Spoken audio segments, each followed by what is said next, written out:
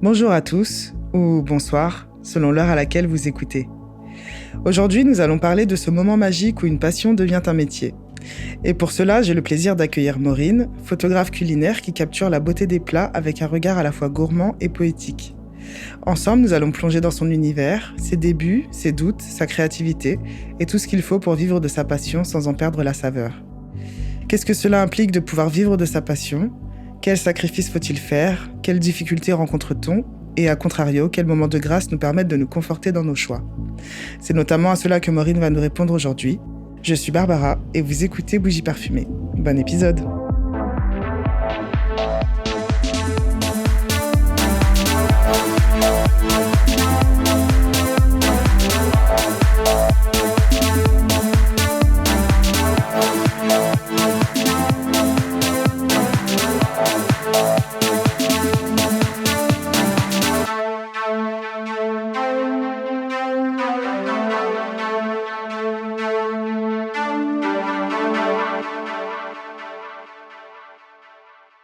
Hello Maureen, comment tu vas ? Salut Barbara, ça va bien et toi ? Ça va très bien, merci. Est-ce que tu peux te présenter brièvement pour nos auditeurs et auditrices, s'il te plaît ? Ouais, alors du coup, moi c'est Maureen, j'ai 31 ans, j'habite à Lyon et je suis photographe culinaire, directrice artistique dans le milieu culinaire et aujourd'hui je m'étends aussi quand même à d'autres domaines et je suis à mon compte depuis presque 7 ans. Ok, super, voilà. Merci. Alors, c'est la deuxième fois que tu interviens sur Bougie Parfumée, donc bienvenue de nouveau. Aujourd'hui, on va parler de ton métier donc de photographe et plus précisément de photographe culinaire, comme tu viens de le dire. Mais avant toute chose, est-ce que tu peux nous raconter un peu ton parcours scolaire et professionnel qui t'a mené jusque-là ? Du coup, j'ai aucune formation aujourd'hui dans ce que j'exerce, mais du coup, c'est complètement corrélé. J'ai commencé par un bac STI art appliqué, donc j'étais déjà intéressée par les univers des arts de manière générale. Ouais. Et à cette époque, je voulais aller faire du stylisme de mode.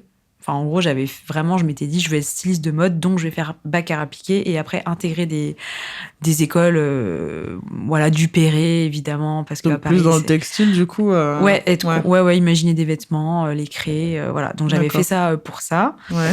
Après ça, du coup, j'ai fait rien à voir, mais une licence sciences du langage, information, communication, parce que j'avais été un peu dégoûtée à la toute fin du lycée. Enfin, les profs nous disaient qu'on était un peu une promo de merde, en gros, qu'on réussirait jamais. Moi, je venais de ma petite campagne, il fallait du coup aussi un peu postuler sur Paris. Je pense que je me sentais pas du tout prête à me dire potentiellement à 18 ans, hop, go sur Paris, quoi. Ouais. Enfin, dans ma tête. Voilà. Mais comment tu passes de textile à sciences du langage du coup Du coup, ma première passion, c'était l'écriture. D'accord, et comme j'ai toujours écrit et que je noircissais des carnets, des poèmes, des textes, des choses comme ça, et que j'étais aussi curieuse de sujets de société ou de choses comme ça, je m'étais dit pourquoi pas faire du journalisme. En fait, ça touchait toujours à l'artistique finalement, le fait d'écrire, à la créativité. Voilà, exactement. Ouais. Mais du coup, ça a été toujours un peu, mais c'est toujours aujourd'hui un peu le cas, mais j'ai toujours été un peu dispersée sur tout ce que j'aimais, puisque j'aimais beaucoup de choses, en fait. Okay. Et donc, c'est pour ça que en fait, pour moi, c'était cohérent de faire ça, mais effectivement, c'est pas très cohérent, du coup, pourquoi, du coup, d'un coup, je vire de je vais être styliste de mode, genre du journalisme, c'est aussi parce que de base, vraiment, l'écriture était ma passion et que je me suis dit, est-ce que je fais pas un mauvais choix, sachant que c'était le truc le plus naturel pour moi, c'était d'écrire, plus que de... D'accord, ouais. Voilà. Donc, je fais cette licence que j'ai. Après, j'intègre, du coup, je me dis, l'art me manque un peu quand même. Ouais. Est-ce que j'essaye pas d'allier ma licence en sciences du langage infocom, mes études en art appliqué, et j'essaye aussi de réfléchir à un avenir, on va dire probable, parce que par exemple, vivre de faire des peintures, c'est quand même moins probable que... là, du coup, j'avais choisi de faire un bachelor en création publicitaire en me disant, au final, ça mêlerait un peu le côté artistique, le côté communication, répondre à un brief. J'aimais aussi un peu tout ça. Enfin, il y avait beaucoup de choses que j'aimais et je me disais, l'univers de la pub peut un peu, on va dire...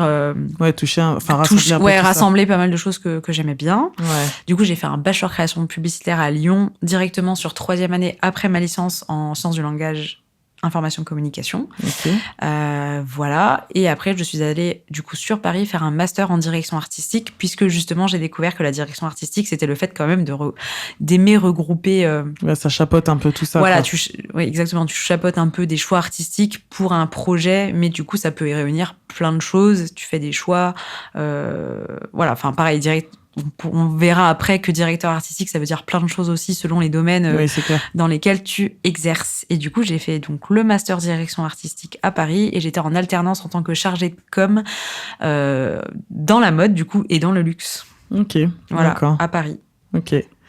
Et du coup, t'as bossé un peu dans ce domaine Oui, j'ai fait une alternance d'1 an, du coup, qui, bon, c'est pas très bien passé dans le sens où moi, je suis arrivée à Paris, je connaissais personne, j'avais un boss qui était pas très, comment dire, on va dire, j'ai pas mal pleuré durant ces 1 an d'alternance. Ok. Voilà.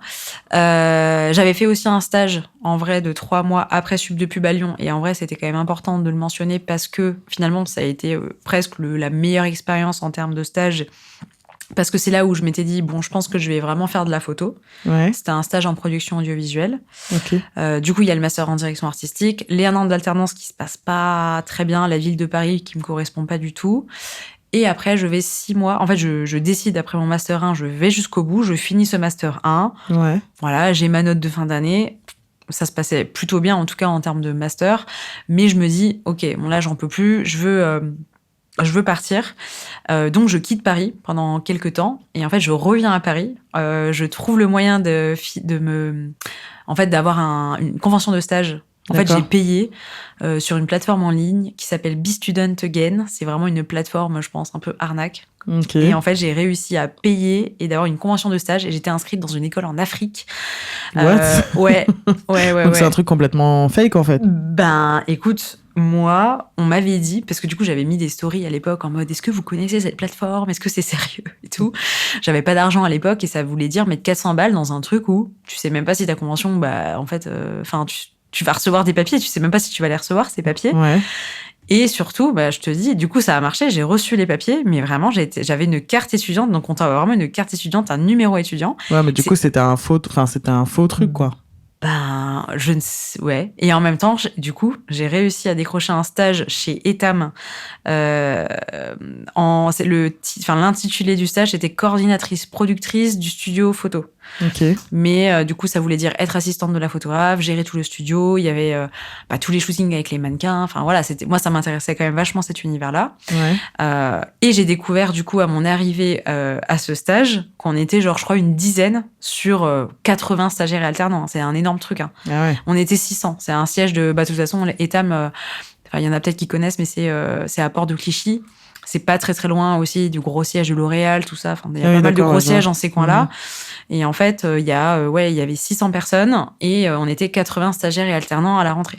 Ouais, quand même. Et je découvre en discutant avec d'autres que je ne suis pas la seule à être passée par cette plateforme, que d'autres sont partis du cursus scolaire et ont réussi à avoir juste une attestation et un numéro étudiant comme si on était inscrit dans des écoles, mais il y en a, je pense, ils étaient aux États-Unis. Et en fait, ça, c'était juste pour pouvoir accéder à des stages. Ah mais ouais, parce que j'avais juste envie par contre, me former, j'avais plus du tout envie de me dire j'allais d'aller dans à une l'école. école. Je voulais juste expérience pro en fait. D'accord. Et du coup, je me suis dit bon, on va miser sur ça et j'ai eu raison. Ok, donc en fait, t'as entre guillemets un faux statut d'étudiant. En tout cas, ça coûte les frais d'inscription à la fac. En tout cas, j'ai un numéro étudiant qui me sert, mais effectivement, tu te dis, bon, vu la tête du site, tu te dis, il y a anguille sous roche, mais bon, en tout cas, c'est ce qui a fait qu'on était plusieurs. D'accord. Ok, voilà. Je savais pas du tout que ça se faisait, mais. Et le site, en plus, je suis allée, tu sais que, je sais plus pourquoi, il y a pas longtemps, j'ai voulu aller regarder, il existe encore le site. Ah ouais. Il est toujours aussi pourri. Si vous voulez une fausse carte étudiante pour faire des stages. Exactement. Be Student Again. Ça marche.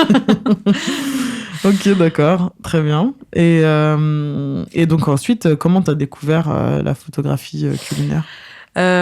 Du coup, au final, depuis assez à mes débuts, même depuis la fac, en vrai, il y a aussi une autre passion que j'avais, c'était de cuisiner. Mais du coup, pour moi, c'était juste, oui, j'adore cuisiner. Sauf que, c'est quand même une passion que j'avais depuis petite, que même à mes 18 ans, même à la fac, dans tous mes projets d'école, j'ai toujours intégré ça. Genre, j'avais une option reportage aussi à Sup de Pub. J'avais choisi de faire un truc sur le milieu culinaire. J'avais contacté un ancien candidat de Top Chef. À la fac, j'avais fait une espèce de petit mémoire en rapport avec le culinaire. En fait, j'ai toujours intégré ça. D'accord, ouais. Donc, t'as vraiment passion food, quoi. Exactement. Mais bon, comme une passion, voilà, comme ça, j'adore cuisiner. Bon, voilà. Sauf que, à un moment donné, c'était quand même vraiment devenu très, très fort. Et du coup, je pensais même qu'il fallait que je me reconvertisse en cuisine. Ouais. Et voilà. Et en même temps, je me disais, mais est-ce que j'ai vraiment envie de passer des heures dans une cuisine en mode restaurant? Enfin, franchement, c'est pas non plus, comment dire, c'est pas le reflet de juste t'es dans ta petite cuisine, tu cuisines chez toi, t'as un petit fond de musique, t'es détente, tu vois, t'es pas du tout. C'est pas la même chose. C'est quand même pas du tout la même chose. Mais voilà, il y avait beaucoup de questions qui se posaient de toute façon. Enfin, je me suis posé des tonnes de questions avec mes différentes passions, si on peut dire ça comme ça. Ouais. Et j'ai découvert le métier de... Enfin, il y avait pas mal de femmes, surtout, qui étaient des blogueuses culinaires. Ouais. Il y a eu une période où il y avait les blogs et tout ça, c'était la mode. Et je découvre en fait ça et je me rends compte que ces femmes qui, du coup, avaient été un peu connues au niveau des blogs culinaires sont devenues, au final, deux métiers photographe culinaire. D'accord, et c'est pareil, un peu comme ça que tu rencontres ce métier, entre guillemets, quoi. Ouais, exactement. Et je découvre que ça existe. Et aussi, par mes expériences à Paris, je découvre que être freelance, ça existe. Tout simplement. Parce que moi, je ne savais même pas... Enfin, voilà, j'ai personne autour de moi qui est à son compte. Je sais même pas ce que ça veut dire que juste d'être à son compte. Pour moi, t'es juste soit en entreprise, soit... Enfin, tu vois, je ne connaissais même pas ce statut. Et voilà, et du coup, je découvre un peu ça. Je commençais déjà à me renseigner dans des studios. Même à l'époque de Lyon, après Sub de Pub, j'avais déjà fait des petites journées d'intégration dans des studios culinaires. Donc, enfin, c'était quand même là, quoi. C'était quand même bien présent. En même temps que je suis dans la mode, je fais déjà mes petits shootings à la maison avec des petites tartelettes au citron que j'achète dans une boulangerie en bas de chez moi parce que bon, je pouvais pas tout cuisiner, j'avais pas tout le temps de temps et tout.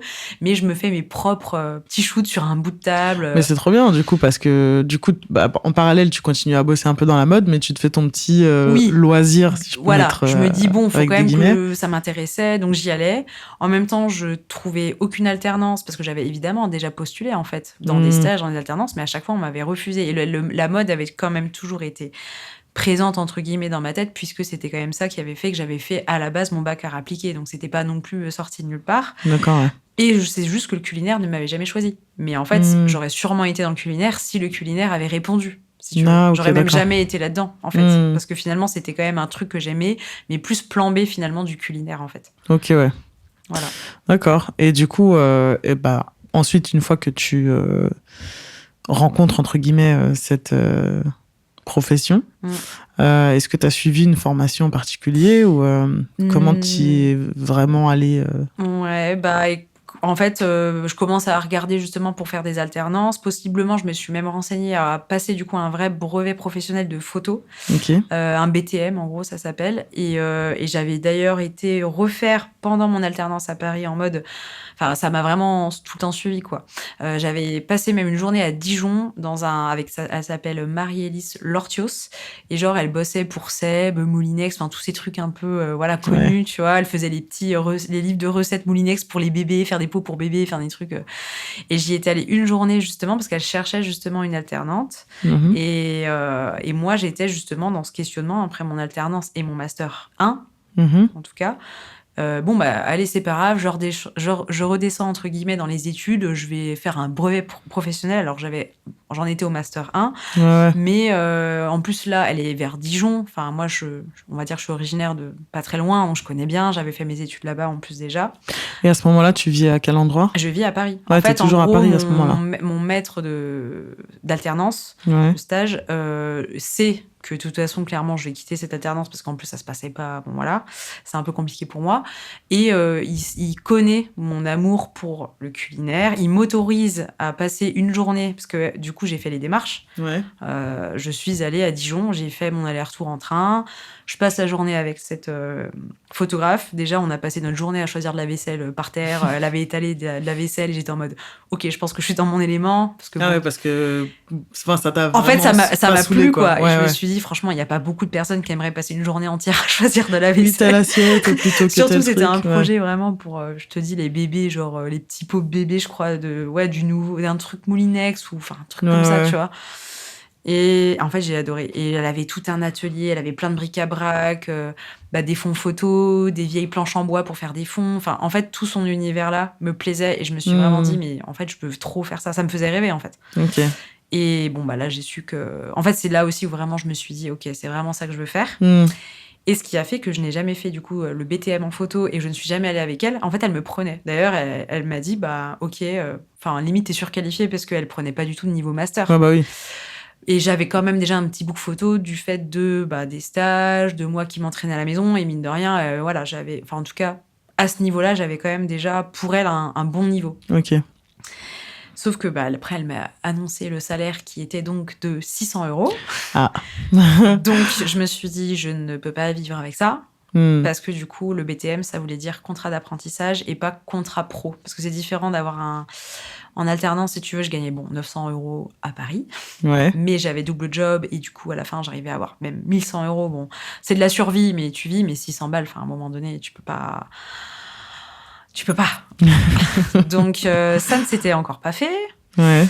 Et en fait, du coup, c'est vrai que ça a été que ça. Ça a été que des occasions un peu manquées dans le culinaire ou des trucs de personne veut me prendre parce que du coup, ils comprennent pas. J'ai été dans la mode. Enfin, tu vois, c'était très compliqué en fait. C'était jamais le bon moment. C'était pas une suite logique, entre guillemets. Donc, ça fait un peu flipper.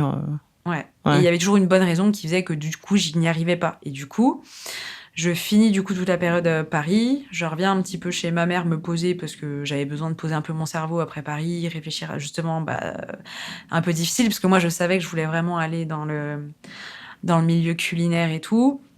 Et du coup, donc, après cette période parisienne, je retourne un peu chez ma mère dans ma campagne pour me poser un peu, me renflouer un petit peu, faire un travail. Je suis allée en usine, en fait, en intérim, voilà. Ok, donc petit job alimentaire. Ouais, mais vraiment juste pour dire, je sais pas ce que je vais faire, mais en attendant, je rentre au moins, j'ai plus le loyer à payer, je suis un petit peu chez ma mère. Et c'est justement, donc, je reste, je sais pas, 4-5 mois, je crois, chez ma mère à travailler comme ça en usine. Évidemment, je ne peux pas m'empêcher quand même très, très vite de regarder les offres qu'il peut y avoir en tant que photographe, etc. Et évidemment, les meilleures offres sont sur Paris, à nouveau. Donc, Là, tu te dis, c'est mort, je retourne pas à Paris. Ouais, à la base, clairement, moi, Paris, je voulais plus en entendre parler. Bon, il s'était passé 5 mois entre-temps. Et, ou même que 3 mois, d'ailleurs, je crois, même pas si tant que ça. Ouais, pas tant que ça. Et par contre, je tombe sur une offre c'est marqué justement coordinatrice productrice pour le studio Etam, mais je sais pas, j'avais un peu toujours ce truc de petite fille de ça fait un peu rêver ce genre de job et tout. Et en fait, je fais une visio depuis ma Cambrousse, tu vois, avec la photographe de chez Etam qui finalement me prend quoi. Et en fait, ce qui a fait quand même que j'ai accepté, c'est que le job vraiment me plaisait, alors que mon alternance, la marque ça me plaisait pas. Même la boîte ne me plaisait pas, les habits qu'ils faisaient ne me plaisaient pas. Tu vois, là, tout me plaisait.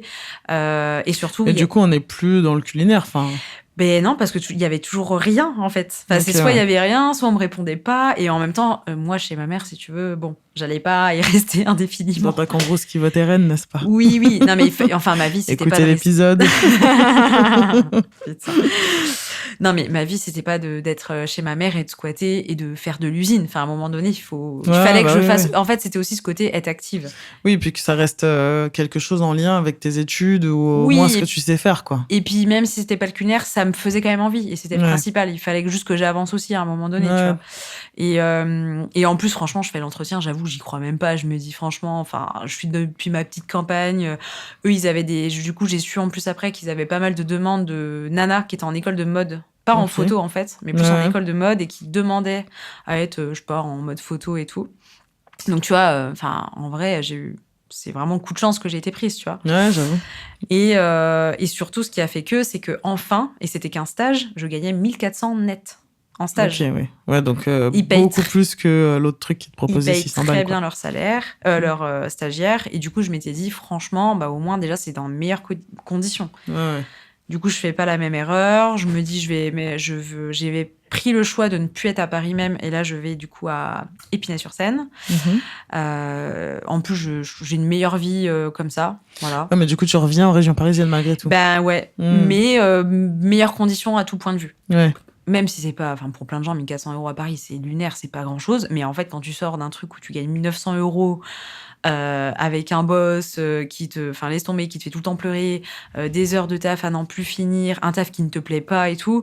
Bon, bah là, t'arrives avec un job qui te fait vraiment envie, t'as mis 400 €. J'avais trouvé une coloc avec une fille dans un appart vraiment cool. Ouais. Et j'étais dans le bon côté d'Enghien, on va dire, d'Épinay, pardon. Oui, collé à Enghien-les-Bains, justement. Voilà. Et franchement, j'ai aimé ces 6 mois. Après, j'ai fait beaucoup d'heures, pour le coup. Ça restait un rythme assez effréné, mais par contre, j'ai kiffé. Et c'est là où je me suis dit, par contre, ouais, je crois que je vais vraiment être à mon compte un jour, quoi. Ouais. Enfin, j'échangeais beaucoup avec des gens de l'équipe là-bas. Je suis encore plus renseignée sur le fait d'être à son compte, mais il y a ce truc de, genre, moi, être à mon compte. Enfin, il y avait un peu ce truc de, Ah ouais, tu croyais pas trop ouais, enfin, faut quand même avoir enfin, il y a plein de gens d'ailleurs qui franchissent jamais le pas parce qu'ils aimeraient, mais qu'ils ont pas les couilles, entre guillemets, enfin, de le faire, tu vois, parce qu'il y a Moi, je l'ai fait direct. Ouais. Je ne veux pas passer par la case salariée. Moi, j'y pensais, et en même temps, en me disant, non, mais enfin, c'est peut-être pas pour moi, mais j'y pensais fortement, en tout cas. Non, mais oui, après, c'est aussi le modèle que tu as connu ou non. Tu vois, moi, j'ai grandi avec ma mère qui a toujours été indépendante, ou en tout cas, qu'il a été depuis vraiment beaucoup d'années. Donc forcément, moi, c'était un terrain qui était déjà préparé, entre guillemets, ou en tout cas, ça me faisait pas peur du tout d'être indépendante parce que... t'avais complètement l'exemple. Voilà. Mais c'est vrai que si tu l'as jamais fait, que tu viens d'une famille de fonctionnaires, de salariés, de gens qui restent au même poste tout le temps, il y a un côté un peu vertigineux, la peur de l'inconnu. Faut que tu sois en CDI, que tu gagnes un SMIC et puis après, c'est un peu le discours commun en France, j'ai envie de dire, quoi. Ouais. Ça bouge un petit peu avec nos générations, mais les générations de nos parents, pas du tout, quoi. Donc, c'est ça. Et du coup, avec personne... Et c'est vrai que Paris, en fait, tu découvres que tout le monde... Enfin, les freelances, c'est juste Enfin, à Paris, tellement de gens sont à leur compte et freelance, quoi. Maintenant, oui. Mais à l'époque, par exemple, même moi, quand j'ai commencé mon activité il y a bientôt 15 ans, il y avait pas grand monde qui était indépendant. Ouais. J'étais quasiment la seule de mes potes. Hein. Tu vois. Oui. Ouais. Non, mais c'est sûr qu'après, en plus, plus les années passent et plus les gens, on va dire, c'est tellement facile en plus de se créer juste déjà un premier statut derrière son écran d'ordi. Hop. Bah oui, avec l'apparition du statut auto-entrepreneur aussi, ça a débloqué beaucoup de choses, je pense. Ouais. Tu vois. Ouais, c'est ça. Mais oui, du coup, pour revenir un peu au sujet, donc tu fais ton stage de 6 mois chez Etam. Et ensuite... que je kiffe. Après, c'était la fin. De toute façon, c'était qu'un stage. Ouais. Je pars. Mais voilà, j'ai un peu cette idée de me dire, voilà, j'y pense, c'est dans le fond, peut-être me lancer à mon compte en étant photographe, tout ça, enfin voilà, c'est déjà un peu dans ma tête, mais sans me dire, vas-y, dans 2 semaines, je vais faire le pas, tu vois. Alors, ce qui se passe, c'est que je retourne encore un peu chez ma mère. Je rencontre quelqu'un à ce moment-là. C'est la personne pour laquelle je suis revenue à Lyon quelques mois plus tard. Ouais. Et en gros, 6 mois après que je reviens sur Lyon, je me lance du coup à mon compte officiellement, sans trop, pour le coup, réfléchir. Parce que franchement... parce que là, tu dis peut-être nouveau départ, nouvelle ville et tout ça. En fait, c'est que pendant 6 mois, je retente encore de postuler dans des agences de communication culinaire, parce qu'encore une fois, ça reste toujours mon truc. Enfin, en fait, j'ai toujours tenté. C'est juste que mes expériences... donc en lien avec tes études, mais dans le culinaire. Et c'est que les expériences ne reflètent pas ça, parce qu'on ne me prenait jamais, ou qu'on me répondait trop tard. Enfin, d'accord. Typiquement, à Lyon, pour expliquer, j'avais déjà fait aussi une journée d'intégration dans un studio culinaire aussi, mais plutôt vidéo. Pendant que j'étais en stage en production audiovisuelle. Et justement, j'ai accepté l'alternance à Paris parce que, en fait, j'ai recherché dans toute la France entière. Enfin, littéralement, je me suis dit, il faut juste que je trouve une alternance. Et au moment où à Paris, je suis limite en train de chercher mon appart, l'alternance m'a dit oui à Paris et tout. À Lyon, on me dit, attends, on voudrait peut-être te revoir une deuxième fois. On pourrait peut-être te prendre en alternance. Mais moi, si tu veux, tout était enclenché. Enfin, à un moment donné, on était en septembre limite. Enfin, tu peux pas me dire ça fin août. Enfin, je sais pas, la rentrée, elle se prépare. C'est pas fin août pour emménager potentiellement à Paris ou dans une nouvelle ville, tu vois. Ouais, donc toi, t'étais déjà basée à Lyon à ce moment-là et tu t'es dit, du coup, c'est mort, quoi. J'étais en train complètement de prévoir tout pour arriver à Paris. Et les mecs me disent ça fin août. Enfin, c'est limite les veilles de rentrée. Finalement, on est peut-être intéressé pour te prendre. On veut te revoir en plus une deuxième fois. Enfin, tu sais, à un moment donné, trop tard, quoi. Donc, ça a toujours été un peu des petites occasions manquées, si on peut dire. Mais j'ai toujours voulu faire ça.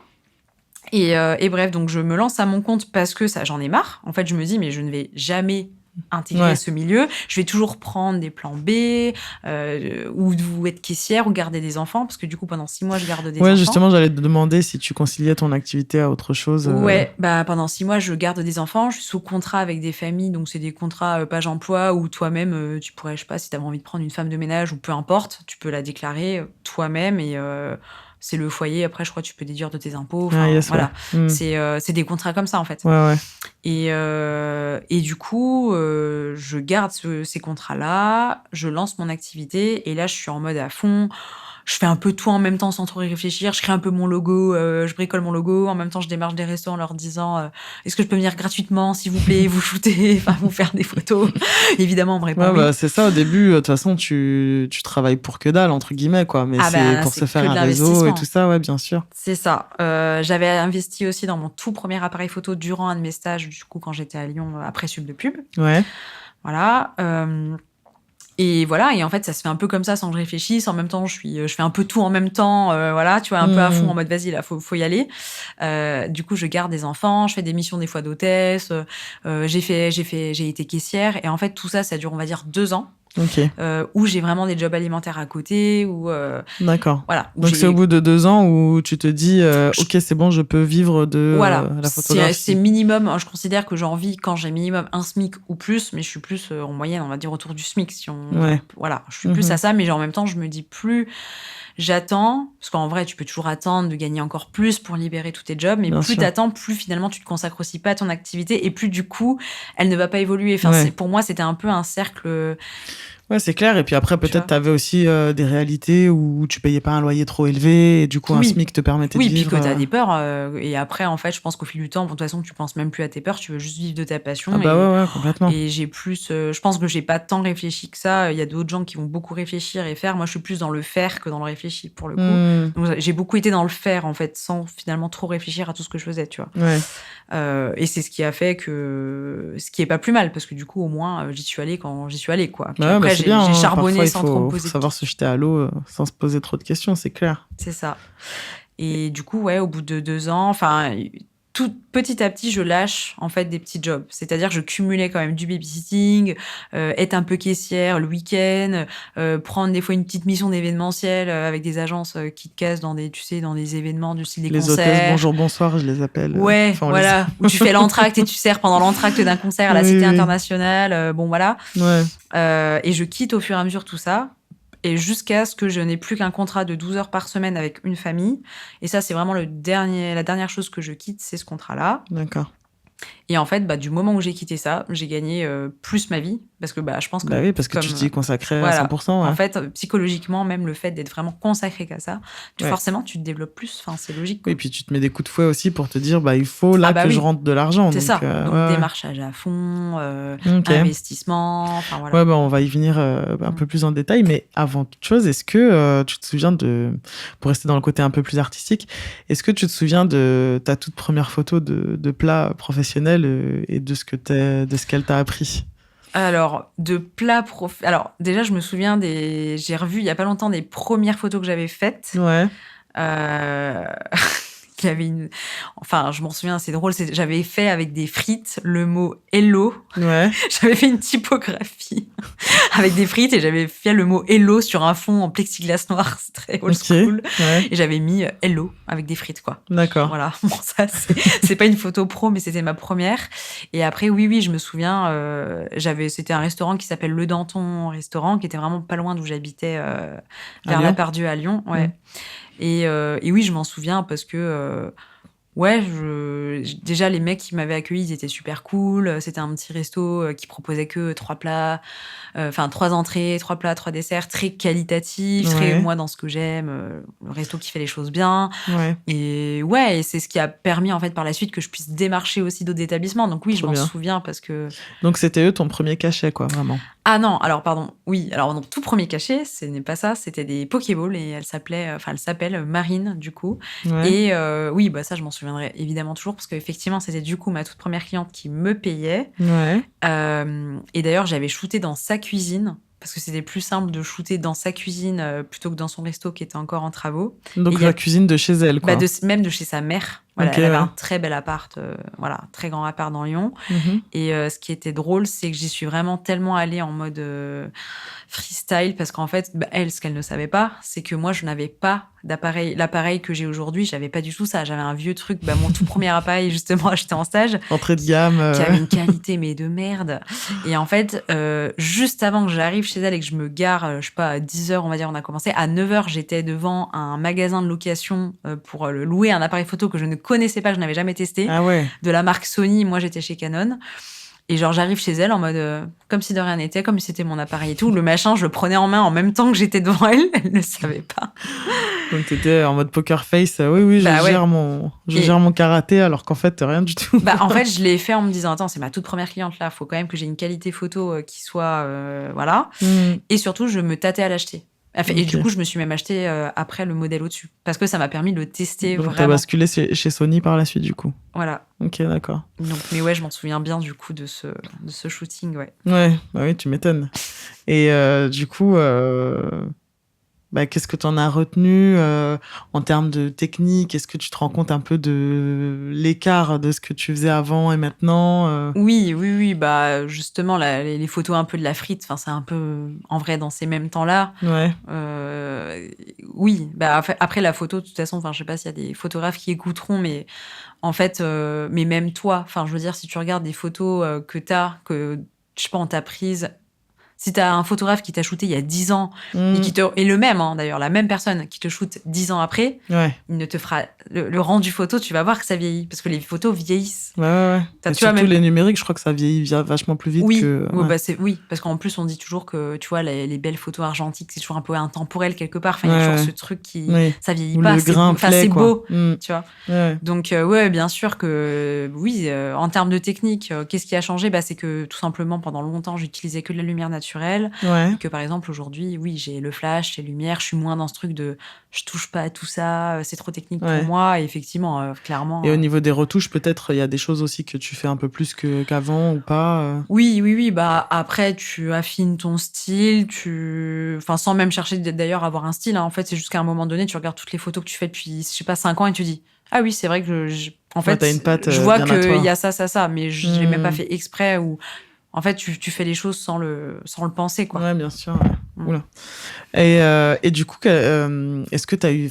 quelles ont été tes plus grandes difficultés au début Difficultés financières, mais dans le fait d'en vivre et dans le fait d'investir, parce que j'ai évidemment choisi un métier qui coûte beaucoup d'argent.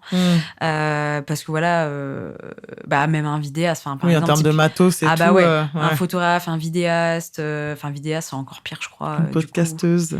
Oui, mais en fait, c'est ça. Du moment où tu utilises du bon matos et que tu veux évoluer dans ton matos.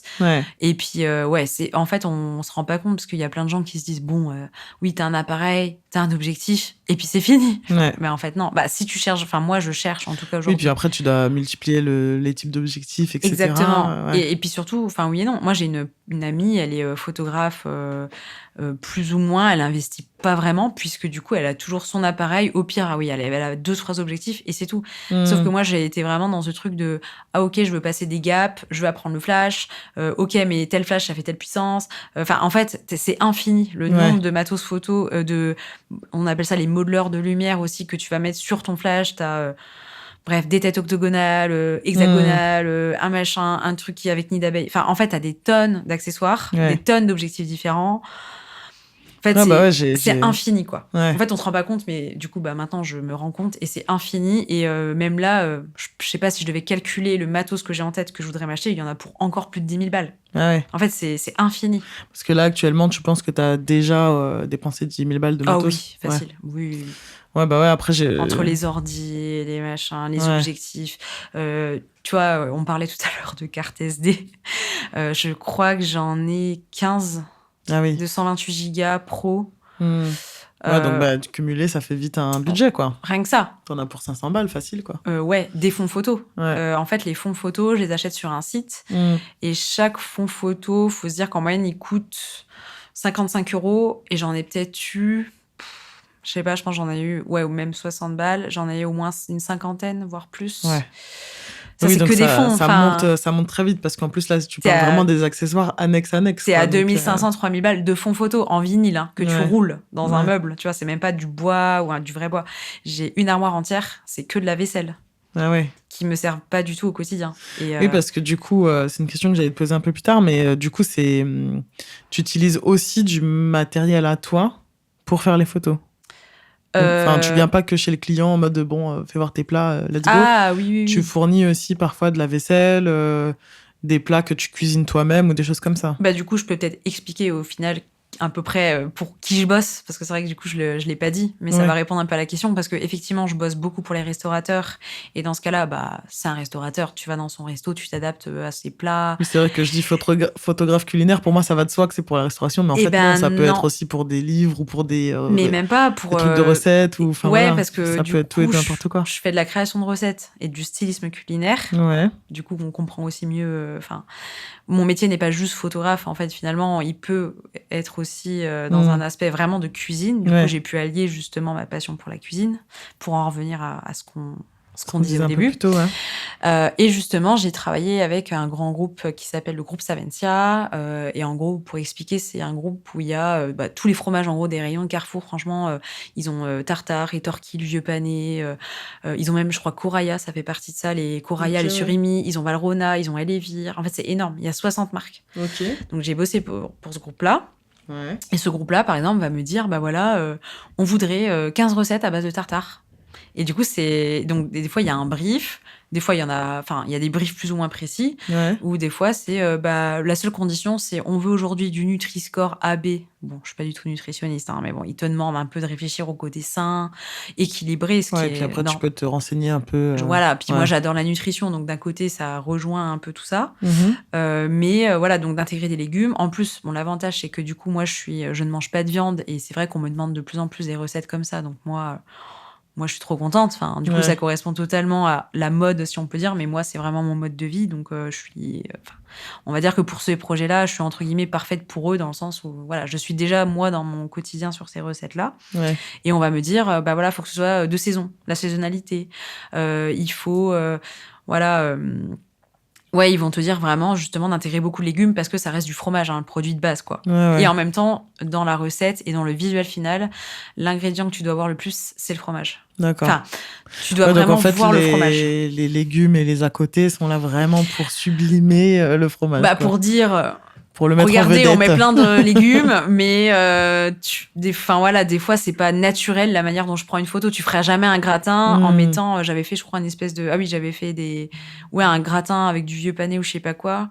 Le vieux pané, tu dois le rajouter en tranches presque à peine cuites sur le dessus, alors qu'un gratin, c'est complètement fondu. Tu vois plus que c'est... En fait, ils ont aussi des briefs, on va dire comme ça. D'accord. Mais moi, mon rôle, ça va être justement de leur proposer du coup des recettes plein. Ils font leur sélection. Ouais. On va discuter du légume. Est-ce que ça, c'est de saison ou pas? Pourquoi? Eux, ils préfèrent tel légume pour si... Enfin, voilà. D'accord. On parle un peu tout ça. Je crée la recette. Je fais ce qu'on appelle le set design, le décor, en fait. C'est-à-dire que c'est moi qui vais justement à la maison avoir mes fonds photos, de la vaisselle. Du coup, c'est aussi se renseigner sur les tendances des arts de la table. En fait, ça fait partie de ça. C'est pas juste... t'aimes la bouffe, tu photographies et basta. Moi, j'aime vraiment, du coup, aussi tout ce qui tourne autour.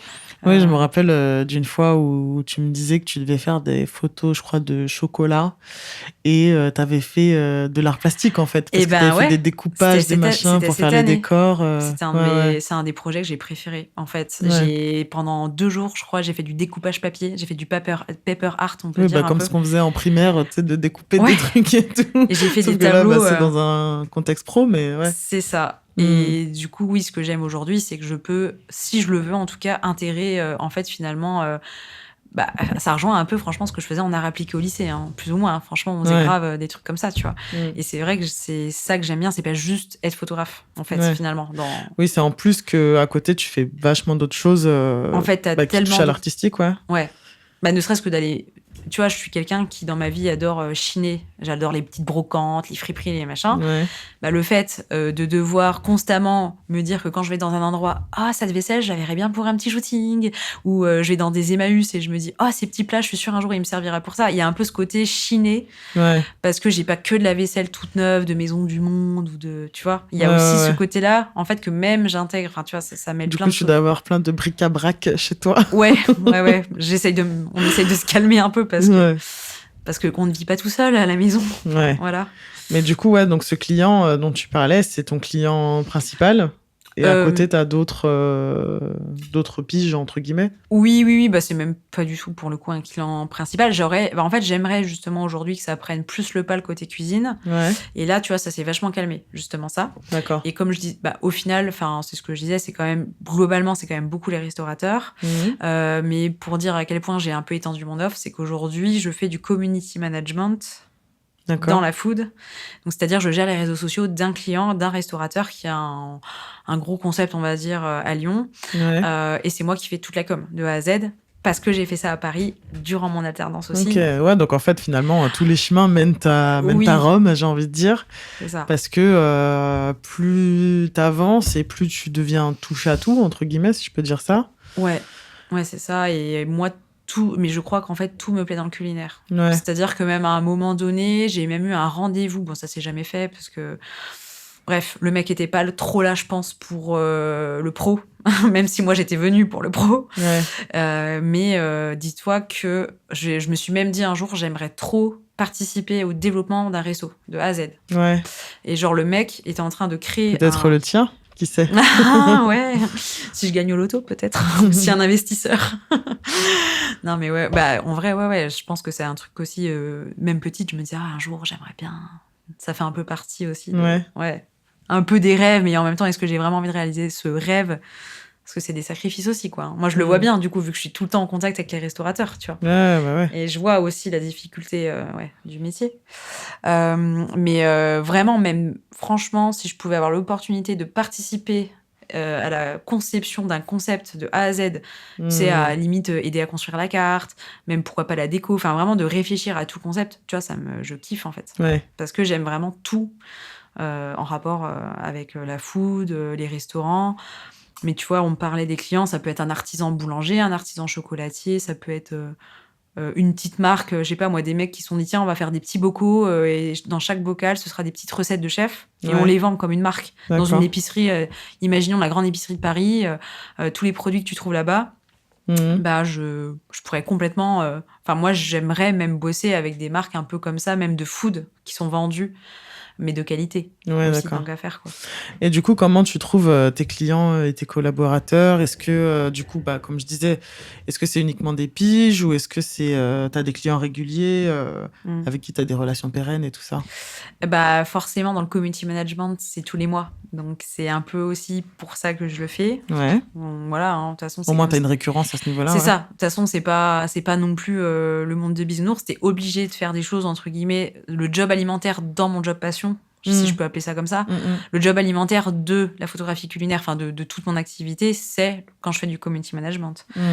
Parce que ce serait que moi, je ferais que de la photo dans des concepts de ouf. Il y aura même pas besoin de faire du community management, mais je le fais pour m'assurer justement un revenu régulier.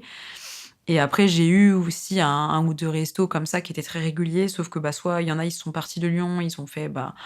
D'ailleurs, il y a un de mes clients qui s'appelle les restaurants éphéméra, qui sont assez connus je parce crois que ça me parle, ouais. C'est les restaurants immersifs.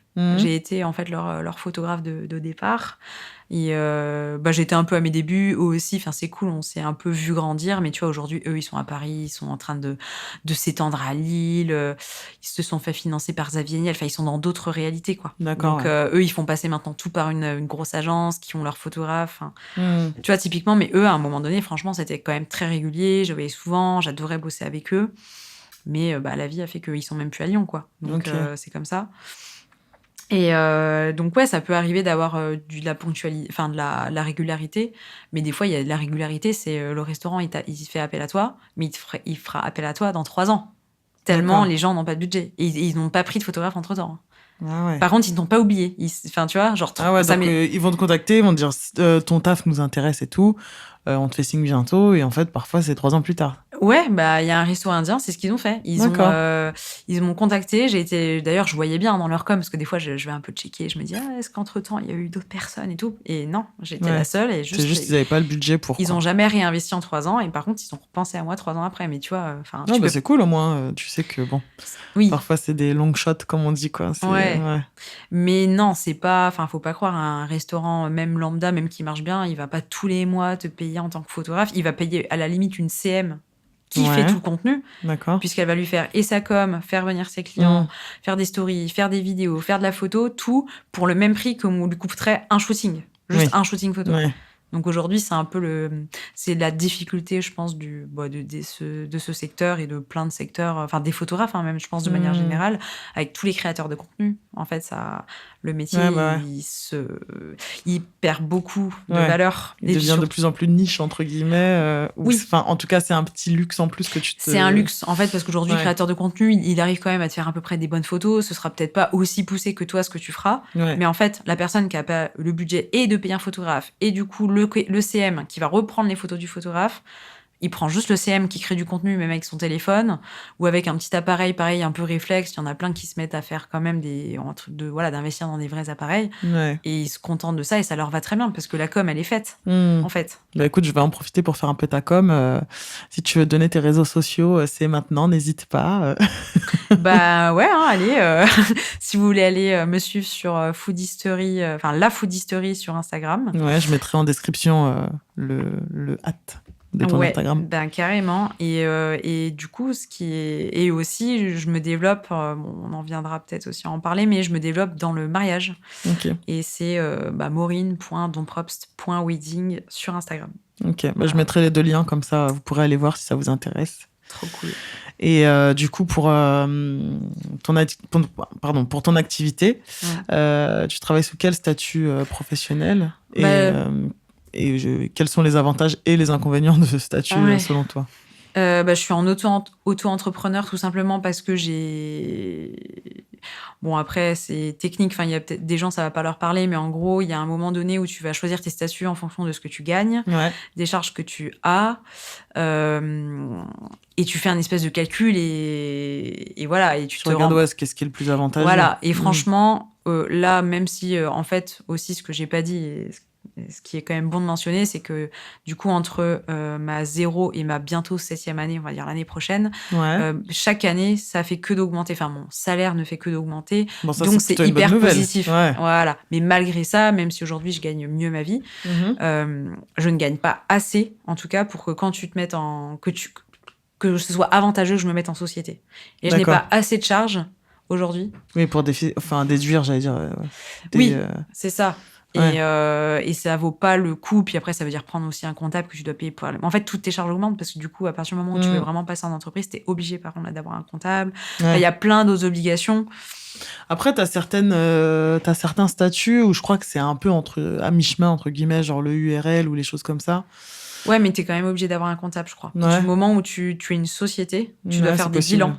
Et en fait, mais même si tu vas peut-être payer même 100 € par mois ton comptable, mais n'empêche. Je sais pas, ce sera creusé. Après, je m'y connais pas assez bien dans ce statut-là, mais il me semble que j'avais un peu checké et que c'était le truc un peu à mi-chemin entre vraiment libéral pur et auto-entrepreneur, quoi. Peut-être, mais oui, certainement qu'il y a besoin d'avoir un comptable, évidemment. Je t'avoue que j'ai pas checké, mais voilà, quoi. Mais en tout cas, voilà, je suis à mon compte et du coup, je réfléchis, mais ça, je verrai peut-être dans 1 an, mais je réfléchis du coup quand même à changer peut-être ou accumuler plutôt un autre statut, et c'est en tant que photographe, c'est d'être artiste-auteur. En fait, d'être à la maison des artistes. D'accord. Parce que plus avantageux fiscalement, parce que... Tu as des droits d'auteur aussi si un jour, justement, je faisais un livre de recettes, parce que ça, c'est clairement mon but, c'est un jour de faire ça. Tu vois, si tu bosses avec une belle maison d'édition, tu peux te prendre, je sais pas moi, 3% sur les ventes. En fait, t'es censé, c'est même ça, voilà. Et puis même légalement, si demain je voulais attaquer quelqu'un qui aurait pris une de mes photos pour faire, je sais pas, une pub Carrefour, alors que, tu vois, ça m'est déjà arrivé de découvrir qu'une de mes photos avait été utilisée dans un magasin. Ah ouais. Ouais. Et ça, légalement, tu as du poids. Alors qu'en fait, en auto-entrepreneur, on dit, en termes de cession de droit, quand t'es photographe, c'est un peu le combat. Légalement, tu mets toujours sur ton petit devis ou ta facture ou dans tes CGV cette photo, blablabla. Mais en fait, c'est pas qu'elle t'appartient pas, elle t'appartiendra toujours ta photo, mais le fait d'être artiste-auteur, en termes de propriété intellectuelle, t'as beaucoup plus de poids, en fait. Ok. Donc, oui, parce que là, en fait, tu cèdes un peu tes droits commerciaux dessus, mais... Ouais, légalement, t'as vraiment une structure qui fait que, comme tu es... C'est bête, hein, c'est une histoire de statut, quoi. Donc, j'avoue que je réfléchis aussi un peu à ça. Et en plus, tu peux déclarer tes frais réels. D'accord. En fait, comme une boîte, comme une entreprise. Ouais, ça peut être intéressant, effectivement. Voilà. Et du coup, comment se déroule une journée type pour toi en tant qu'auto-entrepreneur ? Ouais, bah alors en vrai, je vais pas être le meilleur exemple parce que j'ai pas de journée type. Je suis pas en mode tous les matins, je me lève à 7h. Je suis pas du tout dans ce truc-là. Même si j'essaye justement de me mettre parfois plus de cadre. Mais on peut dire que ça peut être un mix entre répondre à des mails, faire de l'administratif, soit faire des devis, des factures. Ça peut être à un moment donné, quand c'est le moment, déclarer sa TVA. Enfin voilà, c'est aussi ça la réalité de quand t'es à ton compte. C'est pas juste t'éclater à faire tes photos. Voilà. Au final, on peut même dire que je passe plus de temps chez moi sur mon ordi qu'en shooting. Alors que les gens, ils se disent quoi, mais t'es photographe, genre t'es pas tous les jours en shoot. Enfin, en tout cas, moi, dans ma réalité, c'est pas le cas. Bah non, oui, parce que t'as forcément... et je développe énormément de la prod et la post-prod, si on peut dire ça comme ça, tu vois. Exactement. Il y a toutes les... On va dire, si j'ai shooté... je sais pas, j'ai plusieurs heures de shooting à faire en termes de retouches, bah, je peux y passer une journée entière. J'ai déjà passé des journées entières juste à retoucher toute la journée, à sélectionner, à retoucher. Ça peut être le lendemain... Ça peut être le lendemain, justement, faire ma propre com aussi, parce que je pense toujours à essayer de faire un post LinkedIn, un post Instagram. Puis mine de rien, justement, j'ai les réseaux sociaux d'autres clients aussi à gérer, donc créer du contenu pour ces clients-là. Donc, je gère mes shootings pour le community management pour ces clients-là. Ça peut être toujours mettre à jour mon site, mes plaquettes. Là, tu vois, vu que je m'étends dans d'autres domaines, c'est trouver des formations. Enfin, en fait... Il y a tellement un travail de fond que du coup, on voit pas et qu'on n'imagine pas. Mais moi, des fois, je me dis, mais putain, la journée, elle est passée. Et en vrai, j'ai bossé. Mais j'ai pas tant fait de choses que ça. Mais la journée, elle est passée, quoi. Tu vois ? Parce que du coup, tu penses que le fait de rester très active sur les réseaux, etc., c'est ce qui maintient une forme de visibilité ouais, complètement. de ton boulot ? En vrai, tu vois, tu me poses cette question, c'est vraiment ce que je me suis dit, genre là, la semaine dernière. Je faisais un peu le bilan. Enfin, en fait, là, la fin d'année, elle est, entre guillemets, un peu plus pourrie, si on peut dire ça comme ça. Mais voilà, c'est comme ça. T'as une légère baisse d'activité. Voilà, c'est le jeu. Et je me suis dit, putain, c'est fou. Depuis que j'ai accepté de prendre avec ce gros client-là, dont je gère le community management, donc c'est que depuis cette année que je fais ça avec lui, et effectivement que ça m'assure un salaire qui fait qu'au moins je peux vivre, enfin payer mon appart, etc. Bizarrement, j'ai vraiment eu peu de clients en fait en dehors de ça. Comparé par exemple à mon année 2024 où vraiment c'était plein de nouveaux clients. J'avais fait une grosse phase de démarchage aussi début d'année 2024, de genre 12 jours je crois à faire que de démarcher, donc forcément. Voilà. Et je me suis dit, mais qu'est-ce qui a fait que... je pense que justement, on parlait de mentalement, et moi, je crois vachement au fait que quand mentalement, t'es prise avec un truc... Parce que mine de rien, mentalement, ce client me prend beaucoup de place. Enfin, tous les jours, je suis en contact pour ce truc-là, alors que... Enfin, voilà, quoi. Ça vaudrait pas. Ça devrait pas non plus prendre autant de place. Donc déjà, il y a ça, et il y a le fait que justement, comme j'ai 2 clients où déjà, je dois passer du temps sur Instagram... à faire leur com, à faire de la création de contenu, à être sur Canva, sur CapCut, machin, en fait, je n'ai plus du tout envie de communiquer pour moi. Et du coup, cette année, je te jure, mes publications sont mortes depuis mars. Depuis ce projet chocolat, là, où j'ai bricolé, où j'ai fait des petits tableaux en papier et tout, je n'ai plus posté parce que mes projets, déjà, ils n'étaient pas dingues puisque c'était ce client-là qui, encore une fois, c'est de l'alimentaire et puis je fais toujours un peu les mêmes shootings, du coup, enfin, tu vois, c'est... Quand un resto a un peu la même carte toute l'année, c'est les mêmes photos que tu fais plus ou moins un peu tout le temps, tu renouvelles sur d'autres choses. Mais du coup, j'avais pas envie de communiquer sur ça, puisque, tu vois, ça reflétait pas non plus moi. Donc, en fait, je me suis dit, mais pourquoi t'en arrives aussi un peu là ? Mais je pense que c'est vraiment parce que je suis plus sur les réseaux.